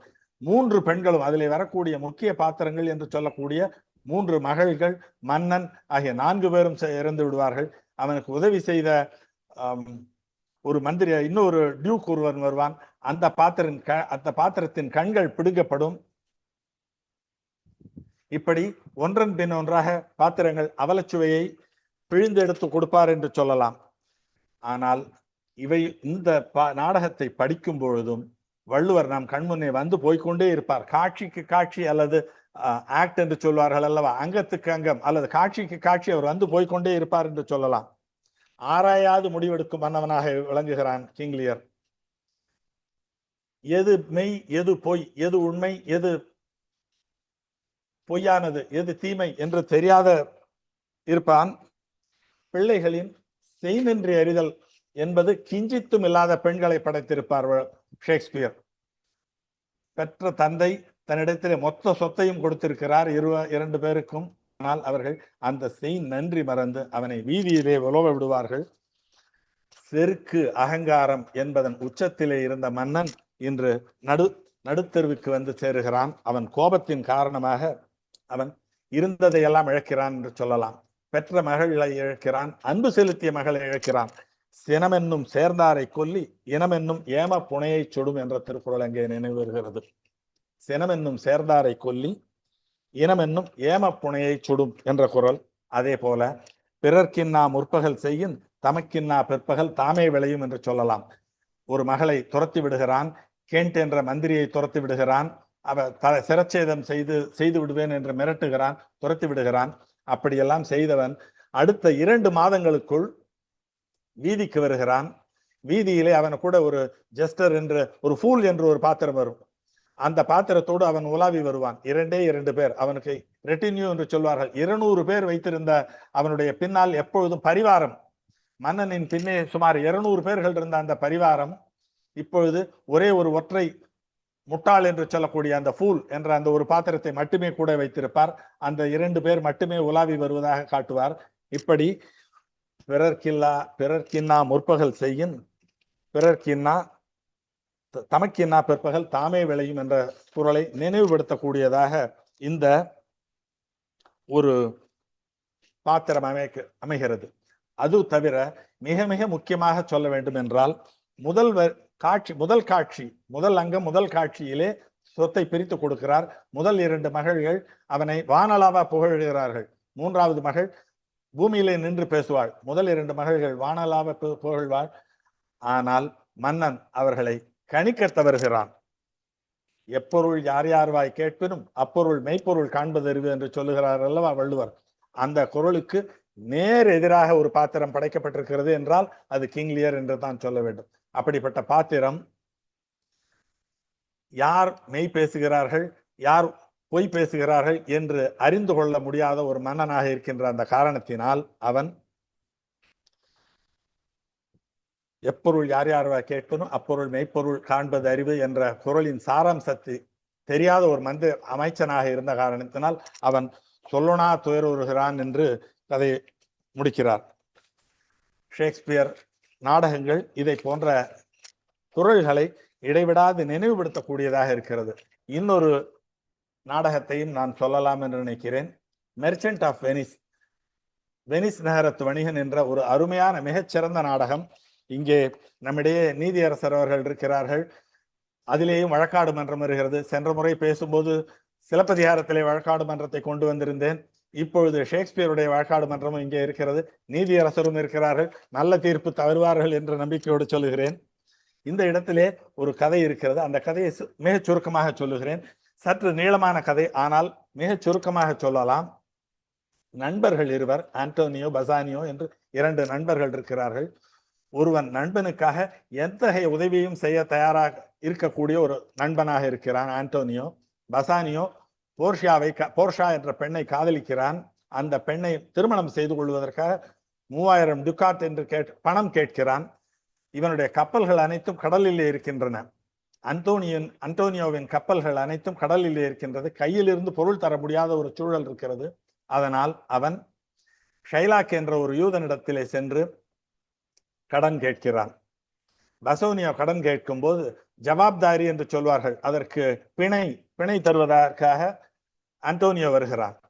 அன்டோனியோ அப்பொழுது சொல்லுகிறான், உன்னிடத்திலே கப்பல்கள் இருக்கின்றன, உனக்குத்தான் கடன் தர முடியும், நீ அதற்கான பிணையாக என்ன தருவாய் என்று கேட்கின்ற போது, என்னுடைய கப்பல்கள் 2 மாதத்திலே வந்துவிடும், என்னுடைய கப்பல்கள் வந்ததும் உனக்கு பணம் தருவது என்பது ஒரு பொருட்டே இல்லை, என்னிடத்திலே ஏராளமான 7-8 கப்பல்கள் இருக்கின்றன, பணம் தருவது எனக்கு ஒரு பொருட்டு இல்லை என்று சொல்லுவான். ஆனால் அவன் சொல்லுகிறான், உன் மீது எனக்கு ஏராளமான நம்பிக்கை இருக்கிறது, உனக்கு 7-8 கப்பல்கள் இருக்கின்றன, உன்னால் எனக்கு எந்த விதமான பிரச்சனையும் வரப்போவதில்லை, உன்னுடைய பணம் எனக்கு நிச்சயமாக வந்து சேர்ந்து விடும், இருந்தாலும் ஒப்பந்தம் என்று ஒன்று இருக்கிறது அல்லவா, அதற்காக நான் ஒரு ஒப்பந்தம் போட்டுக் கொள்கிறேன், உன்னுடைய பணமா பெரிது, உன்னுடைய பணம் பெரிதல்ல, ஆனால் நீ தர தவறினால், இவ்வளவு பெரிய செல்வந்தன், 7-8 கப்பல்களுக்கு அதிபதி, என்னிடத்திலே இன்று பணம் கேட்கிறாய், 3000 டுகாட் கேட்கிறாய், இதை தர முடியவில்லை என்றால் நான் உன்னிடத்திலே இருந்து பணம் பெறப்போவதில்லை, மாறாக உன்னிடத்திலே இருந்து 1 பவுண்டு சதையை நான் அறுத்துக் கொள்வேன், இதற்கு சம்மதமா என்கின்றான். வேடிக்கையாக கேட்பது போல இருக்கும், மேம்போக்காக பார்க்கின்ற போது இது வேடிக்கையாக கேட்டது போல இருக்கும். அவன் பணம் கேட்கிறான். பணத்துக்கு பதிலாக ஈடாக அவனுடைய சதை அங்கத்திலே இருந்து ஒரு சதையை மட்டும் 1 பவுண்ட் ஆஃப் ஃபிளஷ் என்ற சொல்லாடல் இன்று வரையிலேயும் கூட பொதுவாக இருக்கிறது, பேச்சளவிலே இருக்கிறது, பவுண்ட் ஆஃப் ஃபிளஷ் என்று. அப்படி அவன் கேட்கிறான். அன்டோனியோ கையெழுத்து போட்டு தந்து விடுகிறான். துரதிருஷ்டவசமாக திருமணம் அந்த பக்கம் நடந்த பிறகு இவனிடத்திலே கப்பல்கள் கடலிலே மூழ்கிவிட்டதாக செய்தி வருகின்றன. அவனுக்கு இருந்த 4 திசைகளிலும் கப்பல் சென்றதாக சொல்லுவார் ஷேக்ஸ்பியர். ஆனால் துரதிருஷ்டவசமாக எல்லா கப்பல்களும் கடலிலே மூழ்கி விடுகின்றன என்ற செய்தி வரும். இவன் வீதிக்கு வந்து விடுகிறான். இவனிடத்திலே காசு இல்லை.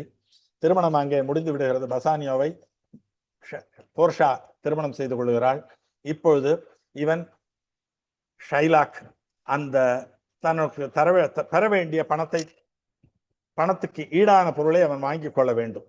இந்த கிரக்ஸ் ஆஃப் த மேட்டர் என்று சொல்வார்கள். இந்த இடத்திலே அவன் எழுதி கொடுத்த ஒப்பந்தத்தின்படி பணமல்ல, அதற்கு மாறாக ஈடாக அவனுடைய சதையை ஒரு பவுண்டு சதையை எடுத்துக்கொள்ளலாம் என்று எழுதப்பட்டிருப்பதால் அதை கேட்கிறான்.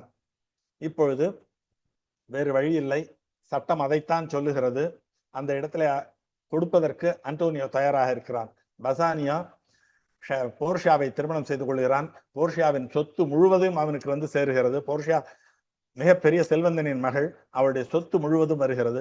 அவள் சொல்லுகிறாள், நான் தருகிறேன், என்னுடைய நண்பன் எனக்காக கடன் பெற்றான், நான் அந்த பணத்தை தருகிறேன், 1 பங்கு அல்ல 2 பங்கு தருகிறேன், 3 பங்கு தருகிறேன் என்றெல்லாம் சொல்லுகிறான். 3000 டூகாட்டுக்கு பதிலாக 6000 தருகிறேன், 30,000 கூட தருகிறேன் என்று சொல்லுவான் ஒரு இடத்துல. ஆனால் போர்ஷா மன்னன் இவன் ஷைலாக் ஏற்றுக்கொள்ள மாட்டான். வழக்கு மண்டபத்துக்கு வந்து விடுகிறது. முடியாது என்று சொல்லுகிறான். பெண்ணாக இருந்த போர்ஷா, பசோனியாவின் மனைவி, ஆண் வேடமிட்டு அங்கு வந்து வாதிட்டு, நீதிமன்றத்திலே வாதிட்டு அந்த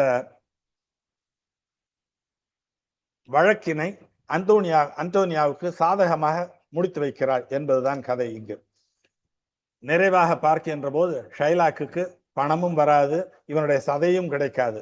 இப்படித்தான் அந்த கதை போகும். ஆனால் இந்த கதையிலே அடிநாதமாக விளங்கக்கூடிய ஒன்று என்பது என்னவென்றால்,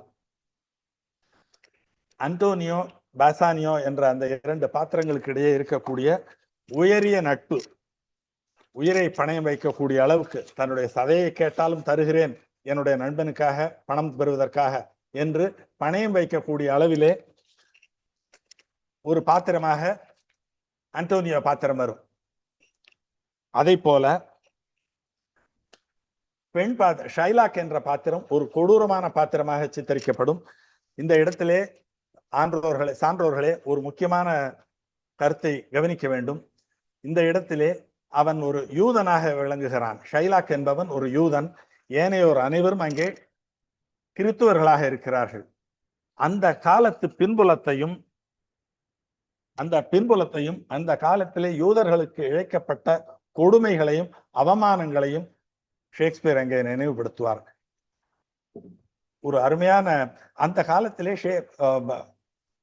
எந்த தொழிலும் யூதர்கள் ஈடுபடக்கூடாது என்ற ஒரு கட்டாயம் இருந்தது, நிலவியது. யூதர்கள் வட்டிக்கு விடுவதை மட்டுமே செய்ய வேண்டும் என்று, வட்டிக்கு பொருள் விற்கலாம், வட்டி விட்டு பொருள் அதிலே ஈட்டக்கூடிய பணத்தை மட்டுமே செய்ய முடியும், செலவிட முடியும், வேறு தொழிலே ஈடுபடக்கூடாது என்ற ஒரு நிர்பந்தம் நிலவியது. மாறாக கிறித்துவர்கள் தங்களது பொருளை கைமாற்றாக கொடுக்கலாம், வட்டிக்கு விடக்கூடாது என்ற ஒரு கட்டாயமும் இருந்தது. அவர்கள் எல்லா தொழில்களிலும் ஈடுபடலாம், ஆனால் யூதர்கள் எந்த தொழிலும் ஈடுபடக்கூடாது என்று.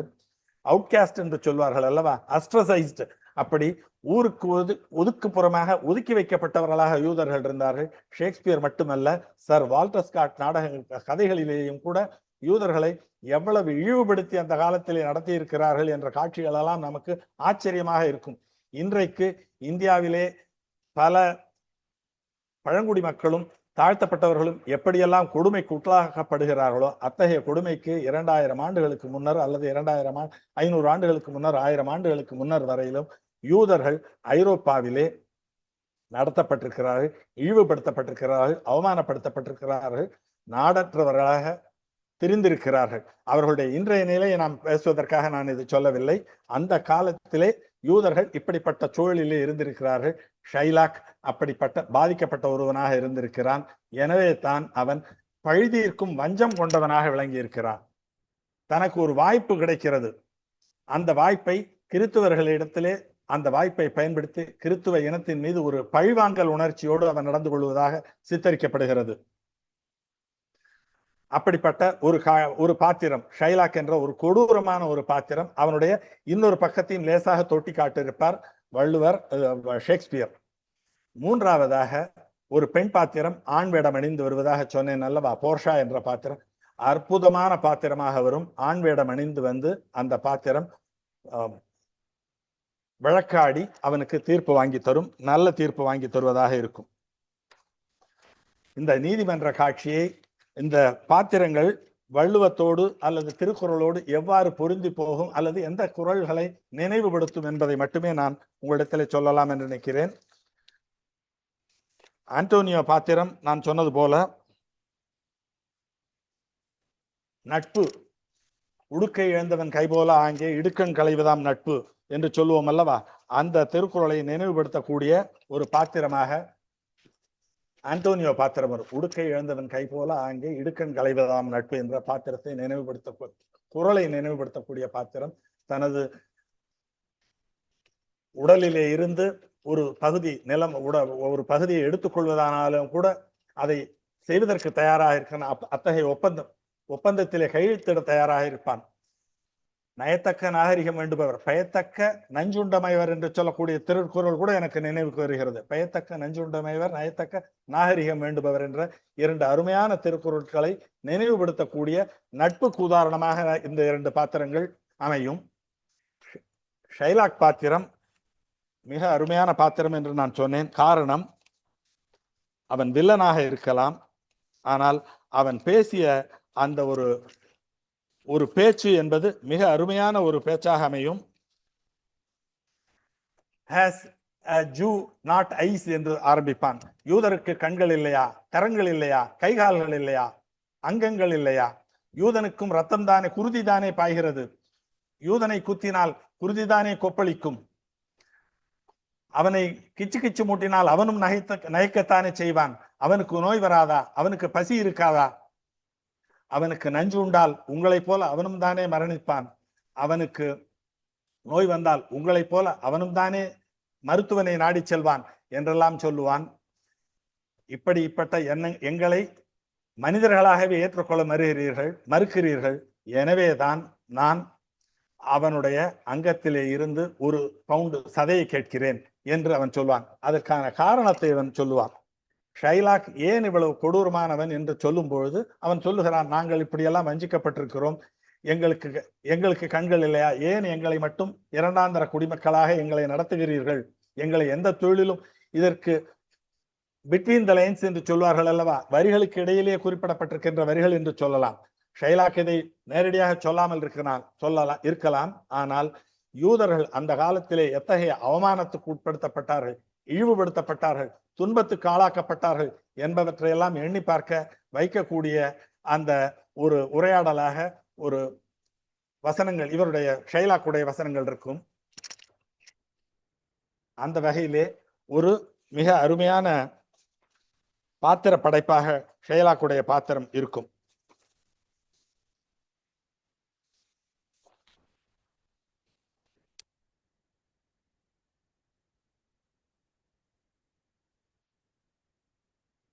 ஆனால் இது நினைவுபடுத்தக்கூடிய குறள், தெரிந்தோ தெரியாமலோ நமக்கு ஞாபகத்துக்கு வரக்கூடிய குறள் பிறப்புக்கும் எல்லா உயிர்க்கும் என்ற திருக்குறள். வள்ளுவர் 2000 ஆண்டுகளுக்கு முன்னர் எவ்வளவு பெரிய உயரிய தத்துவத்தை சொல்லி இருக்கிறார் என்பது ஷைலாக் பாத்திரம் ஒரு கொடூரமான பாத்திரம். அவனுடைய மனவலியை பகிர்ந்து கொள்ளும் பொழுது நமக்கு நினைவுக்கு வரக்கூடியது வள்ளுவர் சொன்ன பிறப்புக்கும் எல்லா உயிர்க்கும் என்றது. கொடூரமான பாத்திரம். அவனுடைய அங்கத்திலே இருந்து 1 பவுண்டு சதையை கோருகிறான். அவன் உயிர் போகும் என்று தெரியும், பணம் கொடுப்பதை ஏற்க மறுக்கிறான். ஆனாலும் அவனுடைய மனவலி, அவன் ஏன் அப்படிப்பட்ட ஒரு நிலைக்கு தள்ளப்பட்டான் என்பதை பற்றி எல்லாம் யோசிக்கின்ற போது பிறப்போக்கும் எல்லா உயிர்க்கும் என்கின்ற அந்த நியதி அந்த நாட்டிலே நிலவாமல் இருந்தது. அந்த நிலை இல்லாத காரணத்தினால்தான் ஷைலாக் உருவாக்கப்பட்டிருக்கிறான், ஷைலாக் செய்யப்பட்டிருக்கிறான் என்று தான் நாம் எடுத்துக்கொள்ள வேண்டும். இதற்கு அடுத்ததாக 3ஆவதாக வரக்கூடிய ஒரு அருமையான பாத்திரம் என்று சொன்னேன், பெண் பாத்திரம் என்று. பெண் ஆண் வேடம் அணிந்து வந்திருப்பாள். போர்ஷா என்ற அந்த பாத்திரம், அந்த எந்த வேடத்திலே வருகிறாள் என்ற அந்த வழக்கறிஞரின் பெயர் எனக்கு நினைவிலே இல்லை இப்பொழுது. ஒரு அருமையான பாத்திரம். அந்த நீதிமன்ற காட்சி மிக அற்புதமான காட்சி. ஐயா அவர்கள் இங்கே இருக்கிறார் என்ற காரணத்தினால் நான் அதை சொல்ல வேண்டியே இருக்கிறது என்று நினைக்கிறேன். அவளுடைய எதிர்வாதம், போர்ஷாவுடைய எதிர்வாதம், நீ ஒரு பவுண்டு சதையை எடுத்துக்கொள்ளலாம், தவறில்லை, சட்டம் உனக்கு அப்படி அனுமதி அளிக்கிறது, உன்னுடைய ஒப்பந்தத்தின்படி நீ 1 பவுண்டு சதையை எடுத்துக்கொள்ளலாம். ஆனால் அதற்கு மேற்கொண்டு 1 அணு எடுக்கக்கூடாது, அதற்கு குறைவாக 1 எடுக்கக்கூடாது என்று ஒரு பேலன்ஸ் என்று சொல்வார்கள் அல்லவா, வேயிங் ஸ்கேல், அதை கொண்டு வந்து வைத்து விடுவாள். அதிகமாக எடுத்தாலும் உன் பேரு தவறு, குறைவாக எடுப்பதும் குற்றம். 1 பவுண்டு சதையை சரியாக எடுக்க வேண்டும் என்று சொல்கிறாள். இது ஒரு வாதம். இதை விட மிகச் சிறப்பாக, 1 சொட்டு ரத்தம் கூட சிந்தக்கூடாது, உனக்கு சதை மட்டும்தான் எடுப்பதற்கு உரிமை இருக்கிறது, 1 சொட்டு ரத்தம் கூட எடுப்பதற்கு உனக்கு உரிமை இல்லை. 1 சொட்டு ரத்தம் சிந்தினாலும் கூட நீ சட்டத்தை மீறியவனாகிறாய், இந்த நாட்டு சட்டத்தை மீறியவனாகிறாய், எனவே நீ தூக்கிலிடப்படுவாய் என்று எதிர்வாதம் வைக்கிறாள். ஒரு சிறப்பான அம்சம் என்னவென்றால், இந்த எதிர்வாதத்தை வழக்காட துவங்கிய உடனே சொல்லி இருக்கலாம். போர்ஷா வந்த உடனே, எடுத்த உடனே இதை சொல்லி இருக்கலாம். ஆனால் அவள் அப்படி சொல்லவில்லை. மாறாக பசானியா 3000 பவுண்டைக்கு வட்டி போட்டு தருகிறேன் என்பான். ஏற்றுக்கொள்வதில்லை. ஷைலாக் ஏற்றுக்கொள்ள மாட்டான். 3000க்கு பதிலாக 6000 டுகாட் தருவேன் என்று சொல்வான். ஏற்றுக்கொள்ள மாட்டான் ஷைலாக். 30,000 5 மடங்கு 10 மடங்கு 30,000 டுகாட் தருவேன் என்று சொல்வான். அப்பொழுதும் மாட்டேன் என்று சொல்வான். ஷேக்ஸ்பியர் அந்த நாடகத்தை எலிவேட் செய்வது என்று சொல்வார்கள் அல்லவா, அந்த நேரத்திலே 30,000 டுகாட்டை வேண்டாம் என்று மறுக்கின்ற போது 30,000 பொன் எனக்கு கிடைத்தாலும் கூட வேண்டாம், அவன் சதைதான் வேண்டும் என்று சொல்லுகின்ற வரை காத்திருந்து அந்த ஸ்டேக்ஸை உயர்த்தி கொண்டே செல்வது என்று சொல்வார்கள் அல்லவா. அப்படி வந்த பின்னர் இவள் சொல்வாள், ஒரு சொட்டு ரத்தம் கூட அவன் உடலிலே இருந்து சிந்தக்கூடாது என்று. இப்பொழுது அவனுக்கு கிடைக்க வேண்டிய ஒரு டுகாட் கூட கிடைக்காது. ஏனென்றால் அவன் தனது தோல்வியை ஒப்புக்கொள்ள வேண்டும். ஏனென்றால் அவன் அப்பொழுது மறுபடியும் அவன் கேட்பான், எனக்கு கொடுங்கள் போதும், 6000 டுகாட் கொடுங்கள் என்று. அப்பொழுது அவள் சொல்வாள், நாங்கள் கொடுத்த போது நீ வாங்க மறுத்தாய், 6000 டுகாட் தர முடியாது என்பான். 3000 டுகாட் கொடுங்கள் என்பான். 3000 டுகாட்டும் தர முடியாது, நாங்கள் கொடுத்த போது நீ ஏற்க மறுத்தாய். இது மட்டுமல்ல, நீ ஒரு கிறித்துவனுடைய உயிரை கொல்ல முயற்சி செய்தாய். அவனுடைய சதையை அறுத்தால் அவன் உயிர் போகும் என்று தெரிந்து, அவனுடைய ரத்த சிந்துவான், உயிர் போகும் என்று தெரிந்தே நீ செய்திருக்கிறாய், நீ திட்டமிட்டு கொலை செய்ய முயற்சித்திருக்கிறாய் என்று சொல்லி அவனை எந்த பணமும் வேண்டாம் என்று சொல்லி மன்னிப்பு கோரி அந்த இடத்தை விட்டு விலகிச் செல்லுமாறு செய்து விடுவாள். இது அந்த நாடகத்தின் சிறப்பை உயர்த்தி காட்டுவதாக இருக்கும். இந்த நாடகம், இந்த காட்சியை நான் படித்த போது எனக்கு ஒரு சில, அந்த பாத்திரமே எனக்கு ஒரு சில காட்சிகளை, ஒரு சில திருக்குறள்களை நினைவுபடுத்தியது. தற்காத்து தற்கொண்டான் பேணி தகை சான்ற சொற்காத்து சோர்விலாள் பெண் என்ற வள்ளுவர் காட்டும் பெண்ணாக போர்ஷா விளங்குகிறாள். போர்ஷாவின் சித்தரிப்பு என்பது தற்காத்து தற்கொண்டான், தன்னுடைய பசானியாவின் நண்பன் ஆண்டோனியாவுக்காக அவள் போராட வருகிறாள், ஆண் வேடமிட்டு வருகிறாள்.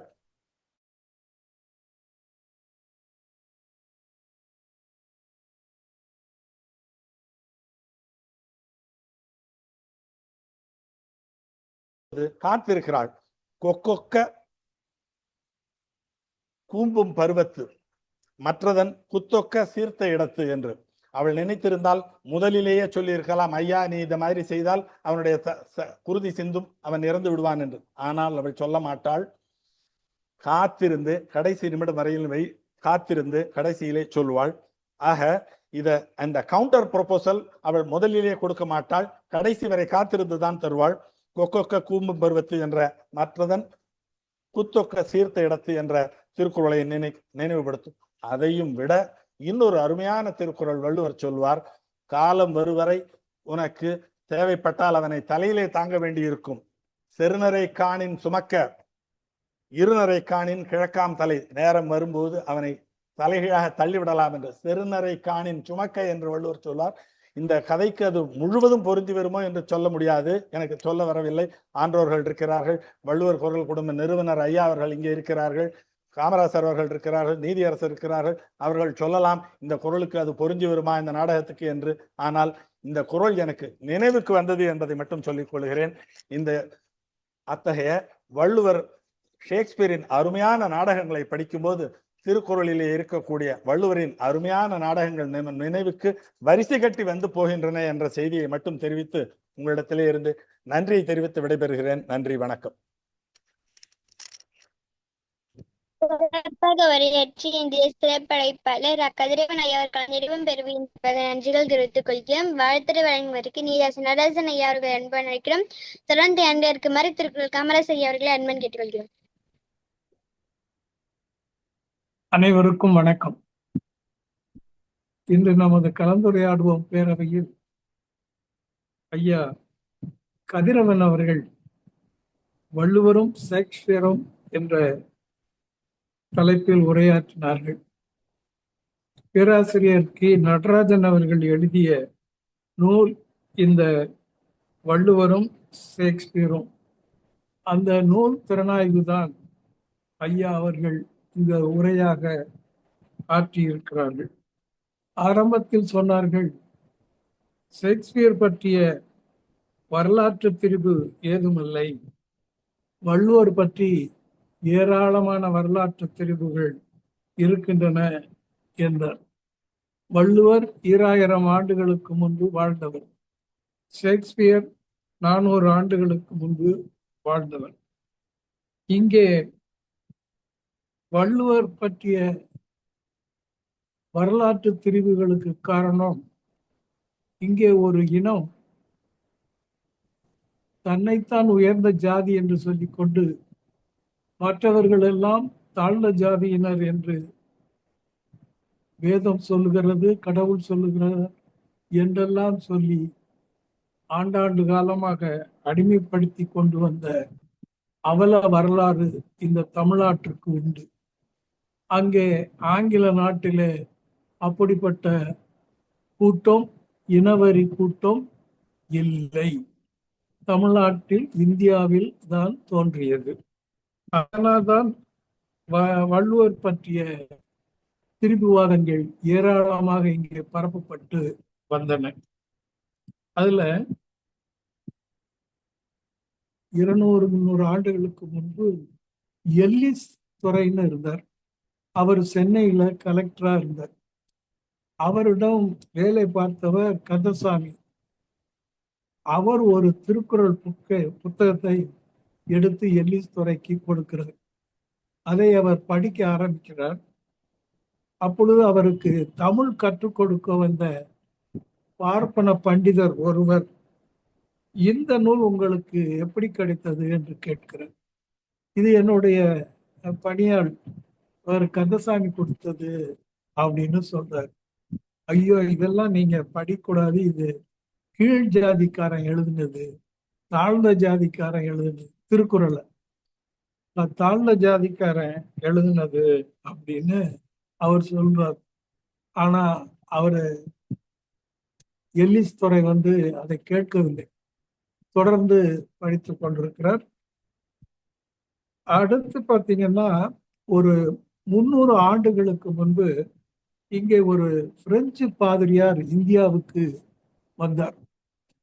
அவர் யார் அப்படின்னா, இந்தியாவில் இந்த அம்மை தடுப்பு நோய் இருக்கு இல்லையா, இது வேக்சின் குத்துவோம் இல்லையா, அந்த தடுப்பூசியை இந்தியாவில் அறிமுகப்படுத்திய பாதிரியார், கிறிஸ்தவ பாதிரியார். அவர் தமிழ்நாட்டுக்கு 32 ஆண்டுகள் இங்கே வாழ்ந்து தமிழ், தெலுங்கு, மலையாளம், இந்தி, கர்நாடகா எல்லா மொழிகளையும் கற்றுத் தேர்ந்தவர். அவர் கடைசியில Hindu manners, customs and ceremonies, Hindu manners, customs and ceremonies என்ற நூலை அவர் எழுதியிருக்கிறார். அதில் அந்த ஆசிரியர் ஆபே டூபே என்று பெயர். ஆபே டூபேயை பற்றி பேரறிஞர் அண்ணா அவர்கள் 44 அவர் ஆரிய மாயை நூலிலே அறிமுகப்படுத்துகிறார். ஆரிய மாயை நூலிலே துவக்கத்திலேயே பேராசை பெருந்தகையை போற்றி, பேசனாய் இரண்டுடையாய் போற்றி, வஞ்சக நெஞ்சினாய் போற்றி, வன் கொடுமை மணாளா போற்றி என்ற அந்த போற்றி பாசுரத்தை அண்ணா அவர்கள் எழுதிதான், தம்பி இந்த போற்றி பாசுரம் யார் சொன்னது தெரியுமா? நான் அல்ல, இந்த பிரெஞ்சு பாதிரியார் ஆபே டூபே சொல்லி இருக்கிறார் என்று சொல்லி இந்த இந்து மேனர்ஸ், கஸ்டம்ஸ், செரிமனியை பற்றி அதில் அண்ணா அவர்கள் எழுதியிருக்கிறார்.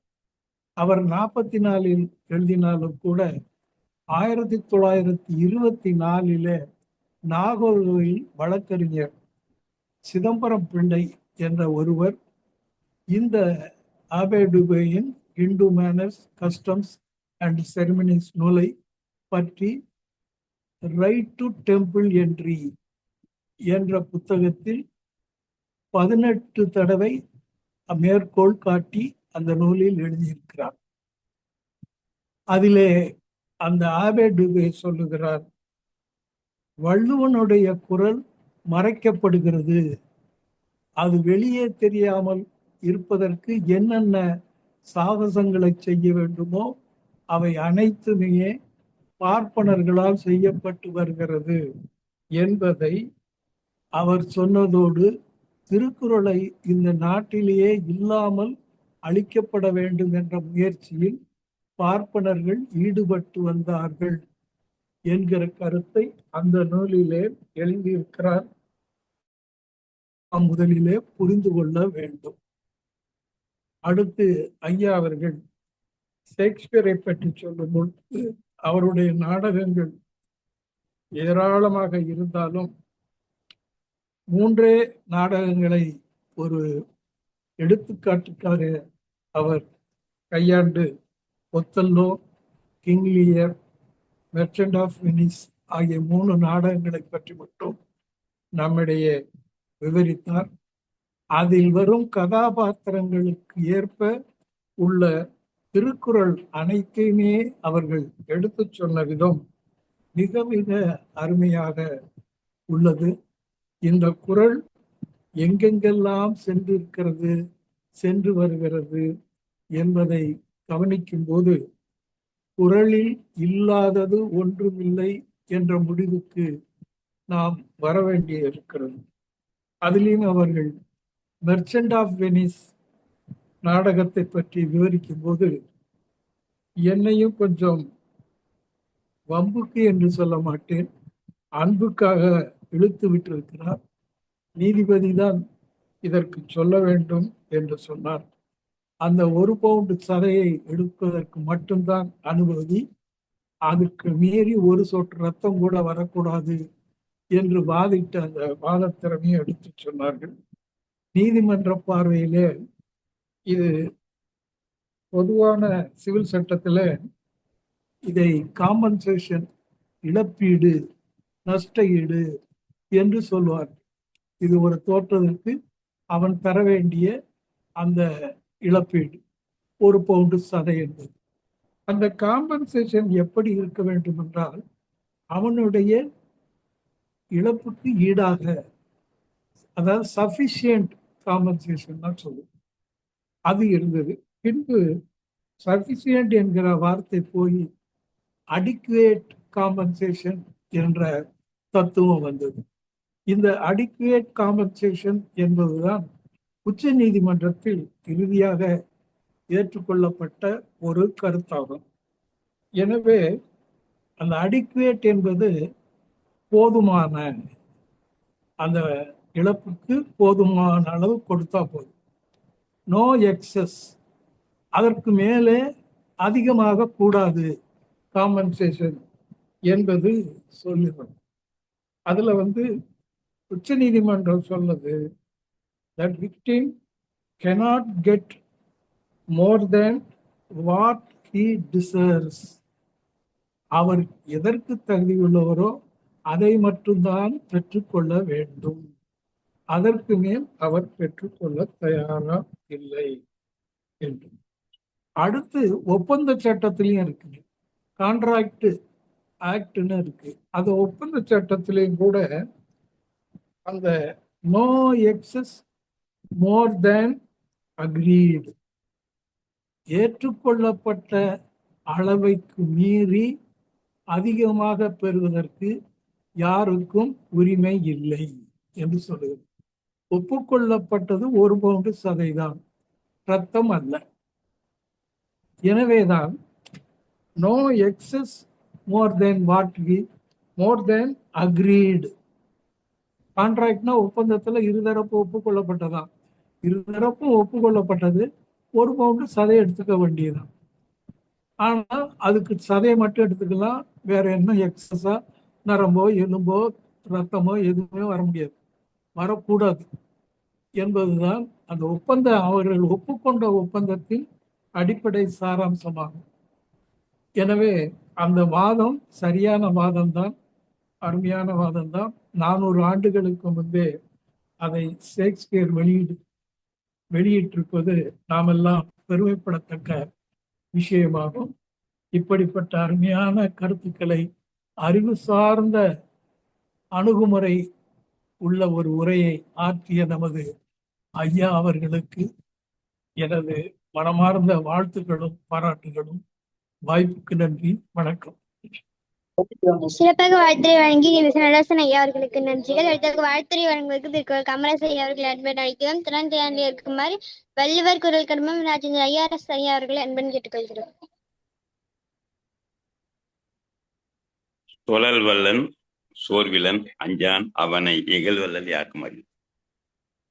தான் எண்ணியவற்றை பிறருக்கு சொல்வதில் வல்லவனாகி, சொல்வதில் சோர்வில்லாதவனாகி, அவைக்கு அஞ்சாதவன் எவனோ அவனை மாறுபாட்டில் வெல்லுதல் யாருக்கும் அரிதாகும். இந்த குறளுக்கு மிகவும் பொருத்தமானவர் இன்று 2239வது அரங்கிலே அண்ணாமலை பல்கலைக்கழகத்தினுடைய பொறியாளர் இரா கதிரவன் ஐயா. ஐயா அவர்கள் தினமணி உள்ளிட்ட நாளிதழ்களில் பல இதழ்களில் கடந்த 10 ஆண்டுகளாக கட்டுரை எழுதி வருகிறார். அது எனக்கு நன்றாக தெரியும். யாம் துஞ்சலாமே என்னும் கட்டுரை தொகுப்பு நூலை வெளியிட்டிருக்கிறார். என் அன்பிற்கும் மரியாதைக்கும் உரிய தன்னுடைய வாழ்நாளை திருக்குறளுக்காக அர்ப்பணித்திருக்கிற வள்ளுவர் குரல் குடும்பம் என்னும் அமைப்பின் உறுப்பினராக அதன் மூலம் பல திருக்குறள் பணிகளை செய்து அவரையும் நட்பாக வைத்திருக்கிற இப்ப அரங்கத்துக்கு வந்திருக்கிறார் ஐயா ராஜேந்திரன் ஐயா அவர்கள். அவர் ஊருக்கு நான் போகும்போது கலெக்டர்ன்னு சொன்னாதான் தெரியும், ராஜேந்திரன் கலெக்டர் வீட்டுக்கு வந்திருக்கிறேன், ராஜேந்திரன் ஐயா பள்ளிக்கு வந்திருக்கிறேன் அப்படின்னு சொன்னாதான் அங்க தெரியும். ஏன்னா அப்படி ஒரு நல்ல ஊர்ல நல்ல பேரு. அந்த வகையில அவர்களையும் வரம்பு நடராஜன் ஐயா அவர்களையும் ஏனைய சான்றோர் பெருமக்கள் அனைவரையும் வருக வருக என வரவேற்று, இன்று ஐயா அவர்கள் சென்ற மாதத்தில் ஒரு கருத்துக்களை எல்லாம் நம்ம மனதிலே விதைத்து விட்டு சென்றார்.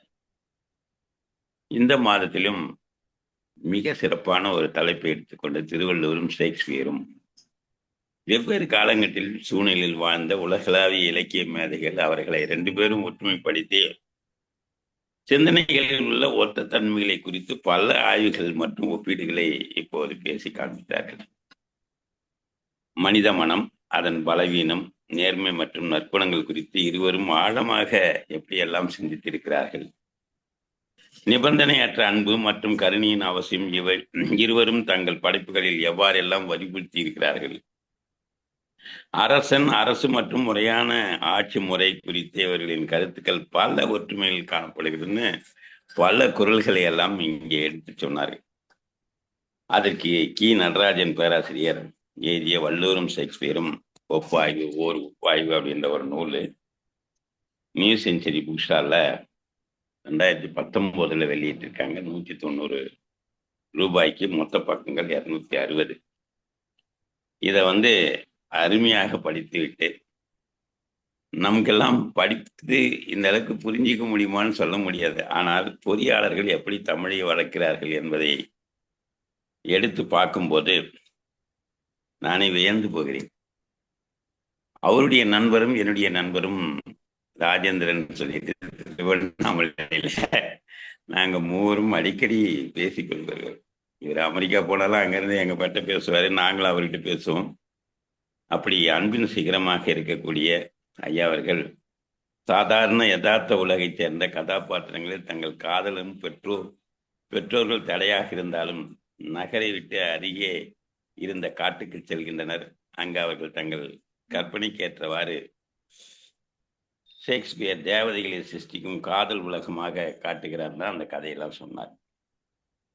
இவ்வாறு ஆவிகள், தேவதைகள், மந்திர தந்திரங்கள், அதிசயங்கள் பல்வேறு வகையான வகையில் ஷேக்ஸ்பியரால் சிறந்த நாடக உத்திகளாக திறமையாக கையாளப்பட்டிருக்கிறார்கள். ஆனால் வள்ளுவர் ஒரே ஒரு குறையில்தான் பேயை பற்றி குறிப்பிடுகிறார். அது கூட என்னன்னா, புல்லேரியன்மையில 850வது குறள், உலகத்தார் உண்டென்பது இல்லென்பான் வையத்து அழகியா வைக்கப்படும் அப்படின்னு சொல்லி இந்த ஒரு குறளை நான் மேடையில் பேசும்போது அழகைனா என்னன்னு கேட்டாரு Vijayakumar MLA, ex MLA, Polur MLA. அவருடைய கூட்டத்தில் தான் நான் பேசினேன். அழகை என்றால் பேய்ங்கய்யா அந்த இதை சொன்னமான்னு சொல்லிட்டு அப்புறம் அவர் என்ன பண்ணாரு, அந்த திருக்குறளுக்கு நானும் உரை எழுதுகிறேன்னு சொல்லிட்டு ஆரம்பிச்சு ஏறக்குறைய நிறைய மேடைகள்ல நான் பேசினேன். அதனால தான் நான் எழுதுனேன்னு சொன்னார். அவரை நர்மதா பதிப்பகம் வரைக்கும் கொண்டு போய் அவர் அந்த உரையெல்லாம் எழுத வச்சு கொண்டு நூல் வெளியிட்டும் போது வேற மாதிரி சொன்னாரு. இதுதான் அரசியல்வாதி அப்படின்னு நினைச்சுக்கிட்டு நான் முதல்ல சொல்லிடுவேன், என்னை பத்தி எங்கேயுமே நீங்கள் குறிப்பிட தேவையில்லை அப்படின்னு. ஏன்னா மாறுபாடு இருக்கிற ஒரு நல்ல புத்தகத்தை நான் எப்படி ஒத்துக்கொள்வது அப்படின்னு. தன்னுடைய வாழ்ந்த காலத்தில் மக்கள் கொண்டிருந்த நம்பிக்கை தான் நாடகங்கள் பிரதிபலிக்க வேண்டும் என்று ஷேக்ஸ்பியர் விரும்பினார். நாடகத்தை காண வந்த பக்தர் இந்த பார்வையாளர்கள் பேய் பிசார்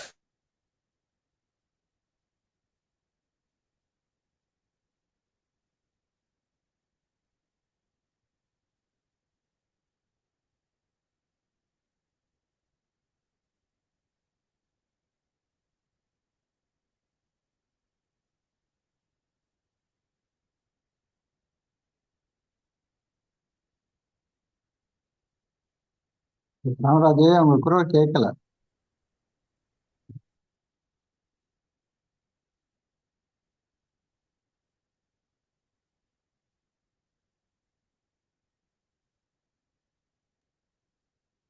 ஒருவேளை படம் இல்லாம வீடியோ இல்லாம பேசினாருன்னா கேட்கலாம் ஒருவேளை. அவருக்கு இணையம் தொடர்பை எடுத்துன்னு நினைக்கிறேன். ஆமா, தொடர்பே இல்லை இப்போ. திருப்பி வர்றாரு. காமராஜ் ஐயா குரல் கேட்கலையே. இல்ல வர்றாரு, திருப்பி வர்றாருன்னு நினைக்கிறேன். போயிட்டு இல்ல நானு வெளியே வந்துடுச்சு, வேற ஒண்ணும் இல்லை. சரி, நான் இதோட நான் என்ன சொல்றேன்னு கேட்டீங்கன்னா, இவ்வாறான விஷயங்களை எல்லாம் சொன்ன தடவை நாம் கேட்டுக்கொண்டது பல்பம். காதல், வீரம், நம்பிக்கை, கருணை, நட்பு, மன்னிப்பு, நாணயம், பெருமை, பிள்ளைகளின் கல்வி, நாட்டுப்பற்று, சாவு, விதி, ஆவி, சொர்க்கம், நரகம், ஒழுக்கம், நகைச்சுவை, கேலி, நையாண்டி, அரச நீதி, பொருளை தேர்த்தல், அறச்சிந்தனைகள் போன்ற எல்லா விஷயங்களிலும் அருமையாக ஆழமாக சிந்தித்திருக்கிறார். அப்படியே உள்ளபடி தங்களின் நூலில் பொதித்து வைத்துள்ளார். இது இலக்கிய சுரங்கமே. அகழ்வாராய்ச்சி செய்ய ஒரு நூல் போதாது. இந்த நூலை அருமையாக திறனாய்வு செய்த நம்முடைய கதிரவன் ஐயாவுக்கு பல கோடி வணக்கங்கள் உங்கள் காலடியில் வந்து இருக்கும் சொல்லி நன்றி ஐயா. நன்றி. எனது அன்பையும் பாராட்டியும் வாழ்த்துக்களையும் சொல்லி நிறைவு செய்கிறேன். நன்றி, வணக்கம், வாழ்த்து. நன்றி ஐயா. ஒரு 10 நிமிஷம் வழங்கிய திருக்குறள் காமராஜ் ஐயா அவர்களுக்கு நன்றிகள். வாழ்த்துறை வழங்குவதற்கு வள்ளுவர் குடும்பம் ராஜேந்திரன் ஐஆர்எஸ் ஐயா அவர்களை அன்புடன் அழைக்கிறோம். தொடர்ந்து இருக்குமாறு பரம நடராஜன் ஐயா அவர்களை அன்பன் கேட்டுக்கொள்கிறேன். அனைவருக்கும் வணக்கம். ஷேக்ஸ்பியர் நாடகங்கள்லாம் கேட்கும்போது இந்த பழைய காலத்துக்கு 98 படித்தது ஞாபகம் வந்தது. அதுக்கப்புறம் நான் அது படிக்கல, அதுதான் ஞாபகம் வந்தது. ரெண்டாவது, ஷேக்ஸ்பியருக்கும் இவருக்கும் பார்த்தோம்னா மனித உணர்வுகள் தானே, உலகத்தில் இருக்கிறது வாழ்க்கை தானே. அதை ரொம்ப அழகா இந்த நூல்ல இருந்து ப்ளஸ் தன்னுடைய அனுபவத்தை வச்சு, தன்னுடைய பட்டறிவை வச்சு, தன்னுடைய படிப்பறிவை வச்சு கதிரமொழி விளக்குறது ரொம்ப சிறப்பாக இருந்தது. 2 உணர்வுகள், மனித உணர்வுகள், உறவுகளுக்குடைய உள்ள அந்த என்ன சொல்லுது, அந்த அலைமோதும் மனித உணர்வுகள், உறவுகள், அதுதான் 2 நாடகங்கள் காட்சிப்படுத்தும். அது வள்ளுவர் அதை உள்ள போய் பார்த்து அதை சொல்லிருக்காரு. ஸோ அடிப்படையில் ரெண்டையும் கனெக்ட் பண்ணி சொல்றது ரொம்ப அருமையாக. ரொம்ப வாழ்த்துக்கள் கதிரவனுக்கு. நன்றி ஐயா, ரொம்ப நன்றி, மிக்க நன்றி. சிறப்பாக வாழ்த்துறை வழங்கி வள்ளுவர் குரல் குடும்பம் ராஜன் ஐஆர்எஸ் ஐயா அவர்களுக்கு நன்றிகள். அடுத்த வாழ்த்துறை வழங்குவதற்கு பெரும் நடராஜன் ஐயா அவர்களை அன்புடன் அழைக்கிறோம். தொடர்ந்து இருக்குமாறு டெல்லி பிரம்மநாயகம் ஐயா அவர்களை அன்புடன் கேட்டுக்கொள்கிறேன். சான்றோர் பெருமக்கள் அனைவருக்கும் என்னுடைய அன்பு கலந்த வணக்கம். மிக அருமையான ஒரு உரையை பெயருக்கு தந்தார் போல் கதிரவன் ஐயா இங்கே நமக்கு தந்திருக்கிறார்கள் என்று நான் கருதுகின்றேன். ஒரு நூலை ஆய்வு செய்வது என்பது மிக கடினமான விஷயம். ஏனென்றால் எல்லா நூலை முழுமையாக படித்து அதற்கு தன்னுடைய கருத்து என்ன என்பதை தீர்மானித்து பிறவற்றோடு ஒப்பிட்டு பேசுவது என்பது எல்லோருக்கும் கைவந்த கலையாக இருக்காது. ஆனால் அதை பொறுத்தளவை பார்க்கின்ற பொழுது, ஐயாவுடைய நிகழ்வு ஒவ்வொன்றையும் நான் கவனிக்கின்ற பொழுது அதற்கு பொருத்தமானவராக ஐயா கதிரவன் இருக்கிறார் என்றுதான் நான் கருத்து. அருமையான ஒரு நூலை எடுத்து அதில் தான் படித்த அந்த சுவையான செய்திகளை எல்லாம் மிகச்சிறப்பாக சொன்னார். ஐயா அந்த ஷேக்ஸ்பியருடைய வரலாறுகளை சொல்கின்ற பொழுது புதுமுக வகுப்பிலே நான் படித்த அந்த செய்திகள் எல்லாம் இப்போது எனக்கு நினைவுக்கு வந்து கொண்டிருக்கிறது என்றுதான் நான் கருதுகிறேன். திருவள்ளுவரையும் ஷேக்ஸ்பியரையும் ஒப்பிட்டு நோக்கும்போது இருவரும் வெவ்வேறு காலகட்டங்களிலும் வெவ்வேறு பண்பாட்டு பின்னணிகளிலும் வெவ்வேறு வகையான இலக்கிய வடிவங்களை கையாண்டு இயங்கியிருந்தாலும் மனித சமுதாயத்தின் மீதான அவர்களின் பார்வை வியக்கத்தக்க பல ஒற்றுமைகளை மட்டுமல்ல சில வேறுபாடுகளையும் நாம் உள்ளார்த்தமான சிந்தனையோடு இருக்கிறது என்பதை மிக அழகாக இந்த உரையிலே கதிரவனையா மிக தெளிவுபடுத்தினார். திருவள்ளுவர் மனித மனத்தின் அகக்கட்டமைப்பையும் மனிதன் அடைந்து உய்ய வேண்டிய உச்சகட்ட அறநெறியையும் படம் பிடித்து காட்டுகிறார். மனிதன் எப்படி வாழ வேண்டும் என்ற இலக்கணத்தை தருவதே வள்ளுவருடைய முதன்மை நோக்கமாக நான் நினைக்கின்றேன்.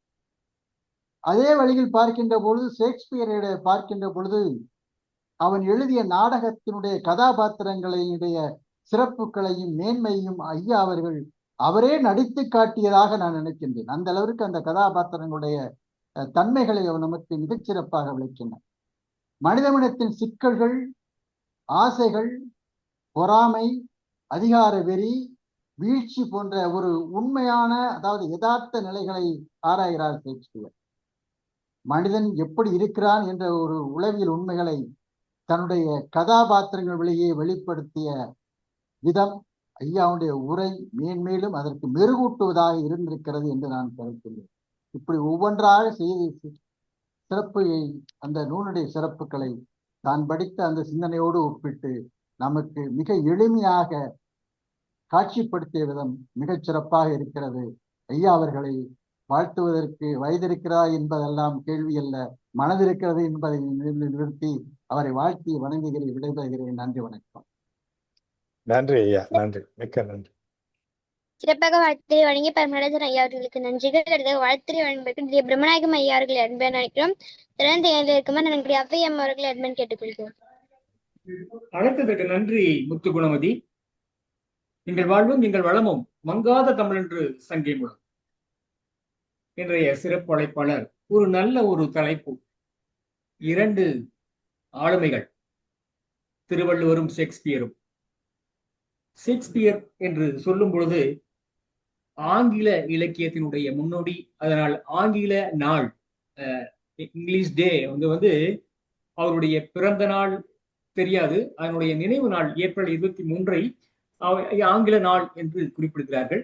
நம்முடைய கோரிக்கையாக தமிழ் நாள் என்பதை பாவேந்தருடைய பிறந்த நாள் ஏப்ரல் 29 வைக்கப்பட வேண்டும் என்பது நம்முடைய கோரிக்கை. இப்ப திருவள்ளுவரும் ஷேக்ஸ்பியரும் என்ற தலைப்பில் அமைந்த ஒரு நூலை திறனாய்வு செய்து இருவேறு மொழிகளில் 2 பேரிலக்கிய ஆளுமைகளை ஒப்புநோக்கி அவர்களின் சிந்தனைகளில் காணப்படும் உலகளாவிய மனிதநேயத்தை நமக்கு உணர்த்திய சிறப்பாக உரையாக அமைந்தது. தமிழின் அறச்சுடராக திகழ்பவர் திருவள்ளுவர். ஆங்கில இலக்கியத்தினுடைய இணையற்ற நாடக பேரறிஞராக விளங்குபவர் வில்லியம் ஷேக்ஸ்பியர். காலத்தால் வேறுபட்டவர்கள், மொழியால் வேறுபட்டவர்கள், பண்பாட்டு சூழலால் வேறுபட்டவர்கள், ஆனால் மனிதனை புரிந்து கொள்வதில் இருவரும் ஒரே உயரத்தில் இருக்கின்றார்கள். திருவள்ளுவர் திருக்குறள் வழியாக வாழ்க்கையின் அறம், பொருள், இன்பம் ஆகியவற்றை மிக குறைந்த சொற்களில் மிக பெரிய சிந்தனைகளாக பதிவு செய்தார். ஷேக்ஸ்பியர் நாடகங்களின் வழியாக மனிதனுடைய ஆசை, அன்பு, பொறாமை, அதிகார வேட்கை, துயரம், வெற்றி, தோல்வை போன்ற உணர்வுகளை உயிரோட்டத்துடன் வெளிப்படுத்தினார். திருவள்ளுவர் அன்பே மனித வாழ்வினுடைய அடிப்படை என்று வலியுறுத்தினார். ஷேக்ஸ்பியரும் அன்பு, நட்பு, நம்பிக்கை, துரோகம் போன்ற மனித உறவுகளினுடைய நுண் உணர்வுகளை தம் படைப்புகளின் ஆழமாக பதிவு செய்கிறார். திருவள்ளுவருடைய அரசனுக்கான நெறியையும் குடிமகனுக்கான கடமையும் தனி மனிதனுக்கான ஒழுக்கத்தையும் எடுத்துரைக்கிறார். ஷேக்ஸ்பியரோ அதிகாரம் மனிதனை எவ்வாறு மாற்றுகிறது, பேராசை எவ்வாறு வீழ்ச்சிக்கு வழிகெடுக்கிறது என்பதை தம் கதாபாத்திரங்களின் வழியாக உணர்த்துகிறார். இவ்வாறு இருவரையும் இணைக்கும் மிகப்பெரிய சிறப்பு ஒன்று உண்டு. அது மனித இயல்பை பற்றிய ஆழ்ந்த பார்வை. மொழிகள் வேறாக இருக்கலாம், நாடுகள் வேறாக இருக்கலாம், காலங்கள் வேறாக இருக்கலாம், ஆனால் மனிதநேயம் ஒன்றே. குறளில் அறம் கண்டோம், நாடகத்தில் மனிதம் கண்டோம், திருவள்ளுவரிலும் ஷேக்ஸ்பியரிலும் உலக மனிதனுடைய உள்ளத்தை கண்டோம். இன்றைய சிறப்பு அழைப்பாளர் அவர்களுக்கு கலந்துரையாடுவோம் பேரவையின் சார்பாக வாழ்த்துக்களையும் பாராட்டுகளை தெரிவித்து இடம் சார்கிறோம். நன்றி, வணக்கம். நன்றி. நன்றி ஐயா. நன்றி. சிறப்பாக வாழ்த்துறை வழங்கிய பம்நாயகம் ஐயா அவர்களுக்கு நன்றிகள். அடுத்த வாழ்த்துறை வழங்குவதற்கு நம்முடைய அவ்வை அம்மா அவர்களை அன்பளிக்கிறோம். சிறந்த அண்டை இருக்குமாறு நம்முடைய வேண்மலம் அவர்களை அன்பன் கேட்டுக்கொள்கிறோம். மிக அருமையான உரை. அவருடைய பெயருக்கு தகுந்தாற் போல இருளை போக்கி ஒளியை தருகிற அந்த பணியை மிகச் செம்மையாக செய்திருக்கிறார் என்று கருதுகிறேன். நம்முடைய அறம் எப்படி அனைத்தினும் மேலானதாக இருக்கிறது என்பதை புரிந்து கொள்ள முடிந்தது. எனக்கு அடிப்படையில நான் ஷேக்ஸ்பியர் அவர் மூலத்தெல்லாம் படிச்சது கிடையாது. எனக்கு அது அவ்வளவுலாம் தெரியாது. அது ஒரு இலக்கியம், அந்த எழுத்துக்கு அவருக்கு அந்த கவி நயத்துக்கு எப்படி கம்பர் போல அதுக்குதான் அவர் முதன்மை கொடுத்திருக்கிறாரோன்னு எனக்கு நினைக்க தோணுது. ஆனா வள்ளுவர் அப்படி இல்லை. அறத்தை சொல்லணும் அப்படிங்கிறது அதுதான் முதன்மையா இருக்கு அப்படின்னு நினைக்கிறேன். அதை அருமையா ஒரு இலக்கிய நயத்தோடு சொல்லி இருக்கிறாரு அப்படின்னு நான் நினைக்கிறேன். என்னுடைய கருத்து அப்படி. இப்படி சொல்லும் போதுதான் நம்ம இனத்தினுடைய அந்த அறம் அப்படிங்கிறது எவ்வளவு உயர்வானது அப்படிங்கறத நல்லா இன்னும் புரிஞ்சு கொள்ள முடிகிறது. அந்த மர்ச்சன்ட் ஆஃப் வெனிஸ்ல பர்ஷியா அவங்க வாத திறமையினாலதான் அவங்க வெற்றி பெறாங்க. அப்ப அந்த ஒப்பந்தம் போடும் போதே அது சொல்லியிருக்கணும் இல்லையா? எப்படி அது ஒத்துக்கிட்டாங்க? அது தவறாதான் எனக்கு படுது. அது அந்த தன்னுடைய இனத்தின் மீது தொடுக்கப்பட்ட அதுக்கான ஒரு இதுதான். தனிப்பட்ட முறையில அவன்கிட்ட அவனோட உயிரை பறிக்கணுங்கிற எண்ணம் கூட கிடையாது. காலகாலமாக இப்படி அழுத்தப்பட்டு எல்லாம் ஒடுக்கப்பட்ட ஒரு இனத்தோட அந்த ஒரு வெடித்து அந்த இது வெளியில வருது. அதுதான் அப்படிதானுங்களே. அதனால அது கூட எனக்கு வாத திறமைன்னு தான் தோணுது. ஏன் நீ அடுத்து எடுத்துக்கோ, அதுல நீ ஒரு பவுண்டு போக மிச்சம் இருக்கிறதுல நீ திருப்பி எடுத்துக்கோன்னு சொல்லலாமா? அப்படி சொல்ல முடியாது இல்லைங்களா? அதனால அது இல்ல, இன்னா செய்தாரை ஒருத்தல் அவர்னான நன்னயம் செய்து விடல்றதுதான் திருக்குறள். அதே மாதிரி பகைமையை ஒழிக்கணும்னு சொல்றாங்க, பகைவரை ஒழிக்கணும்னு சொல்றது இல்லை நம்முடைய அறம்.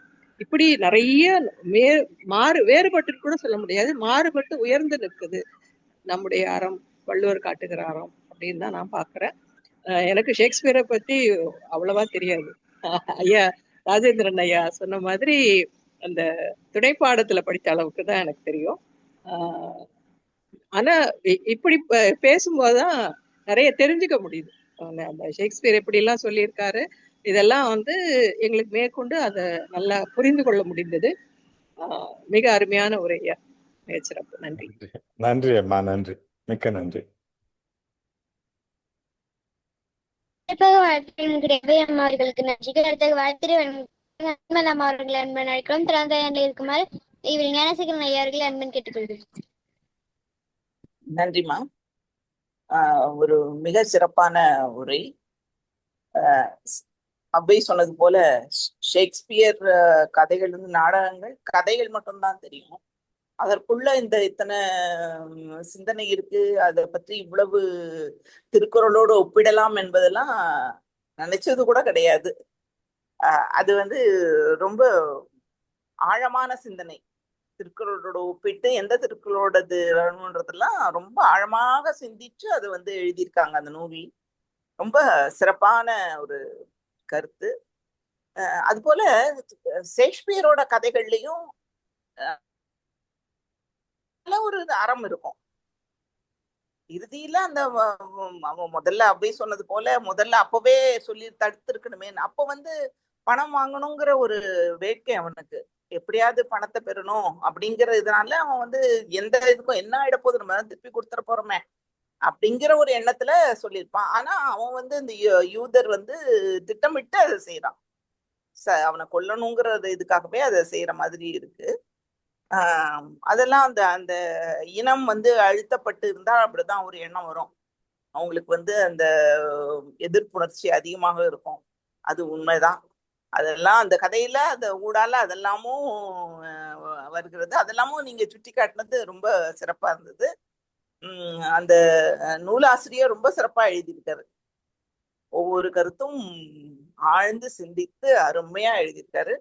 ரொம்ப சிறப்பான ஒரு நிகழ்வு. எங்களுக்கு அதை முழுமையும் கேட்டது ஒரு நிறைவை தருகிறது. ஒரு சிறப்பான ஒரு நிகழ்வு பேச்சை கேட்டதுல. ரொம்ப சிறப்பு. அந்த நூலை படிக்க வேண்டும்ன்ற ஆவலும் வருது. நீங்க உங்களுடைய பேச்சை கேட்கும்போது அது படிக்க வேண்டும் அப்படிங்கிற ஒரு ஆவல் வருது. அதான் ஒரு சிறந்த திறனாய்வாளரோட திறமை. ரொம்ப சிறப்பு ஐயா. நன்றி. நன்றி அம்மா, நன்றி, மிக்க நன்றி.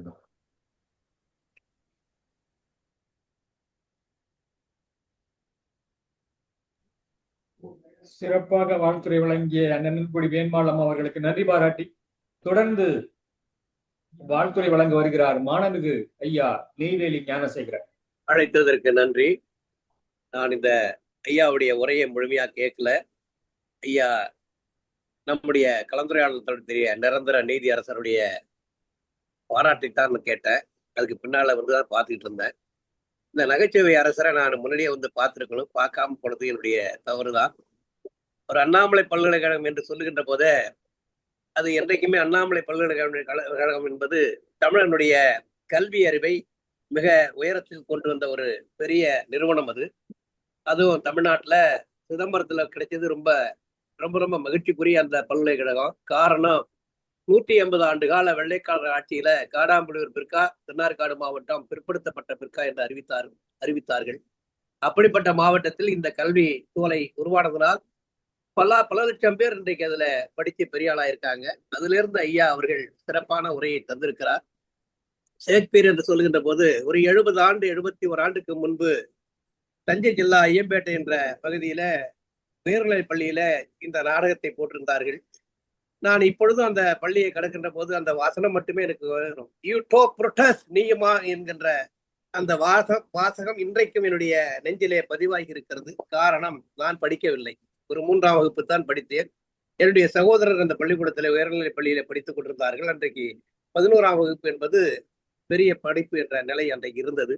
அப்படிப்பட்டது அந்த நாடகத்தை வேடிக்கை பார்த்தவனா அந்த ஒரு காட்சி யூட்டோ புரோட்டஸ் நீயுமா அப்படின்னு திரும்பக்கூடிய அந்த காட்சி இன்றைக்கும் என்றைக்கும் என்னுடைய மனதிலே நிரந்தரமாக இருக்கிறது. அப்படிப்பட்ட காட்சியை நீங்கள் எடுத்து சொல்லி இருக்கிறீர்கள். அந்த நாடகத்தை போலத்தான் தமிழ்நாட்டிலே தந்தை பெரியாருக்கு ஏற்பட்ட இந்த அவமதிப்பு மரியாதை இன்றைக்கு கூட அந்த ஆரியத்தினுடைய வேகம் குறையவில்லை. எப்படியாவது நம்மை பின்னுக்கு தள்ள வேண்டும் என்றுதான் ஒரு திட்டமிட்ட வகையிலே தமிழ்நாட்டிலே இன்றைக்கு நடந்து கொண்டிருக்கிறது. இப்படிப்பட்ட நிகழ்வை நீங்கள் தொடர்ந்து எங்களோடு கலந்துரையாடலே கலந்து கொண்டு சிறப்பாக தர வேண்டும் என்று பணிவோடு கேட்டு தந்த வாய்ப்புக்கு நன்றி கூறி விடைபெறுகிறேன். நன்றி, வணக்கம். வாழ்க பெரியார், வளர்க பகுத்தறிவு. தொடரட்டும். நன்றி ஐயா, நன்றி ஐயா, நன்றி, மிக்க நன்றி. சிறப்பாக வாழ்த்துறை வழங்கி நீ ஞானசேகரன் ஐயா அவர்களுக்கு நன்றிகள். அடுத்த வாழ்த்துறை வழங்குவதற்கு சேகர் மோகனாம் அவர்கள் அன்புடன் அழைக்கிறோம்.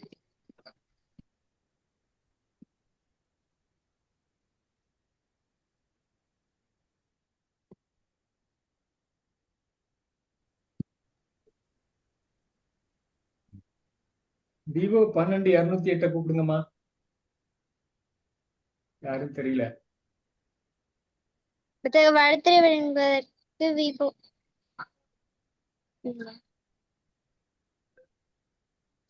அன்னபூர்ணி அம்மா கூப்பிட்டுருங்க.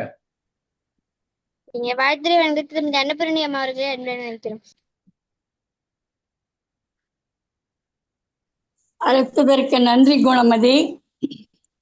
இன்று நம்முடைய சிறப்பு அழைப்பாளர் கதிரவன் ஐயா அவர்களுக்கு முதற்கண் என்னுடைய வணக்கம். அவர் பேசிய தலைப்பு வள்ளுவரும் ஷேக்ஸ்பியரை பற்றி பேசினாங்க. சான்றோர் பெருமக்களுக்கும் குழந்தைகளுக்கும் என்னுடைய வணக்கங்கள்.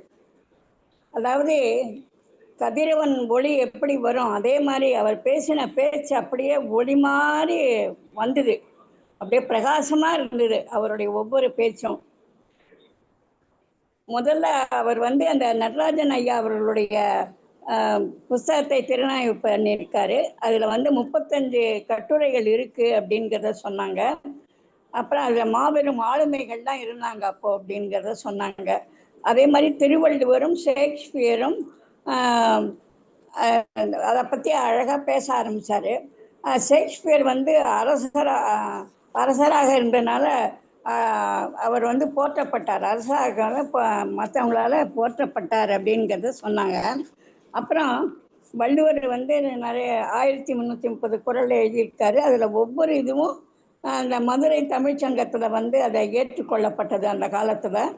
அப்படின்னாங்க. அதுக்கப்புறம் வந்து ஷேக்ஸ்பியர் வந்து எந்த நாடகம் எப்போது எழுதப்பட்டது என்று துல்லியமாக அவர் குறிப்பிட்டிருக்கார்.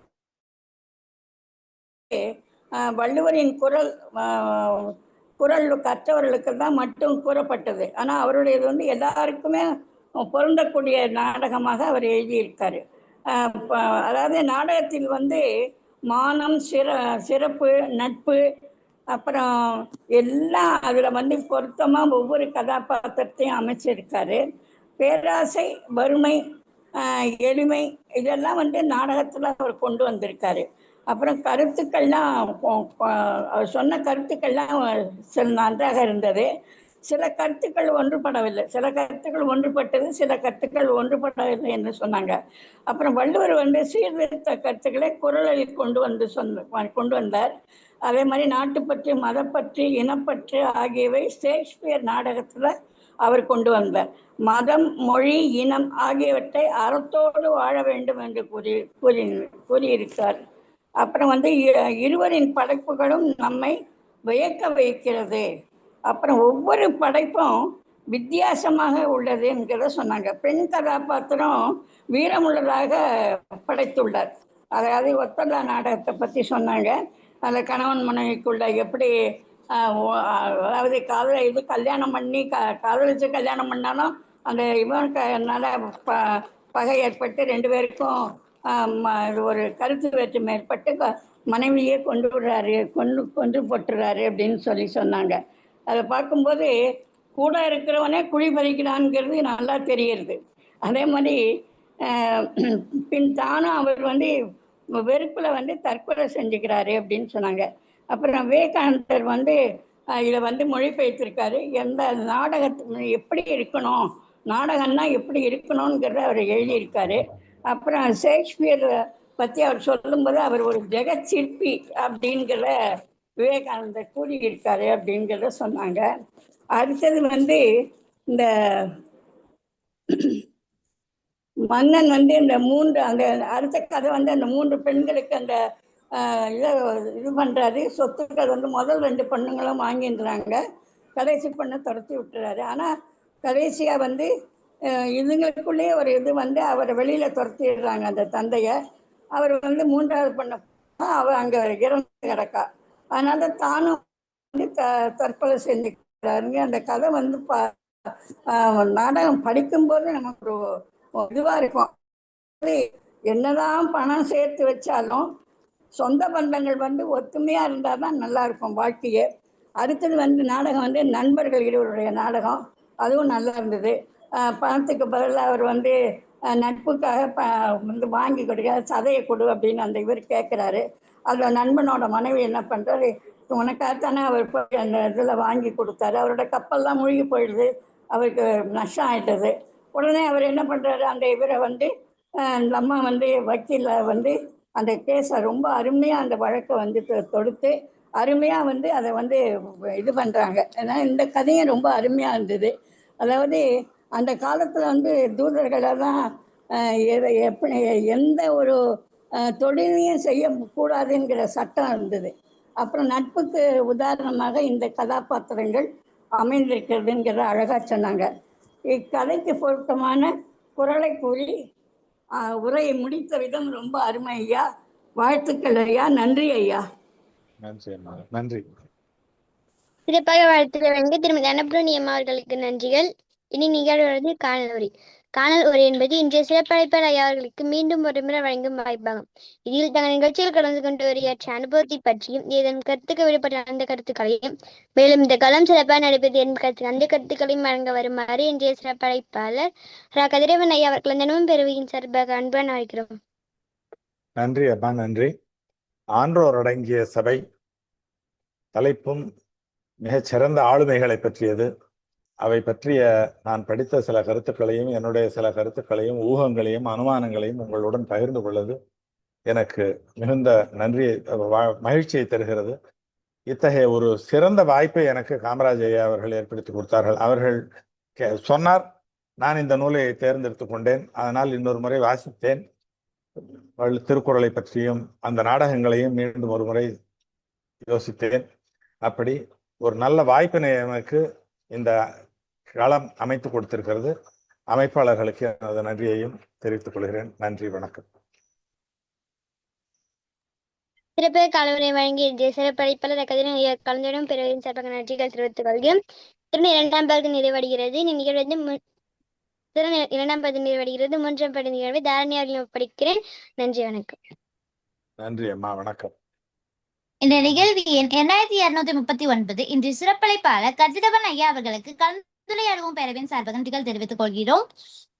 நிகழ்ச்சியின் தலைமை ஒருங்கிணைப்பாளர் மரியாதைக்குரிய தமிழ் இயனல் கண்ணம்மாள் அம்மா அவர்களுக்கும், நிகழ்ச்சி முன்னாள் இன்னார் ஒருங்கிணைப்பாளர்களுக்கும், நிகழ்ச்சியில் கலந்து கொண்டு வாழ்த்துரை வழங்கிய அனைத்து சான்றோர்களுக்கும், குரலும் பொருளும் வழங்கிய சகோதர சகோதரிகளுக்கும், குரலும் பொருளும் வரலாற்று செய்திகள் வழங்கியவர்களுக்கும், இசைப்பாடல் வழங்கியவர்களுக்கும் வாழ்த்துக்களும் பாராட்டுகளும் நன்றிகளும்.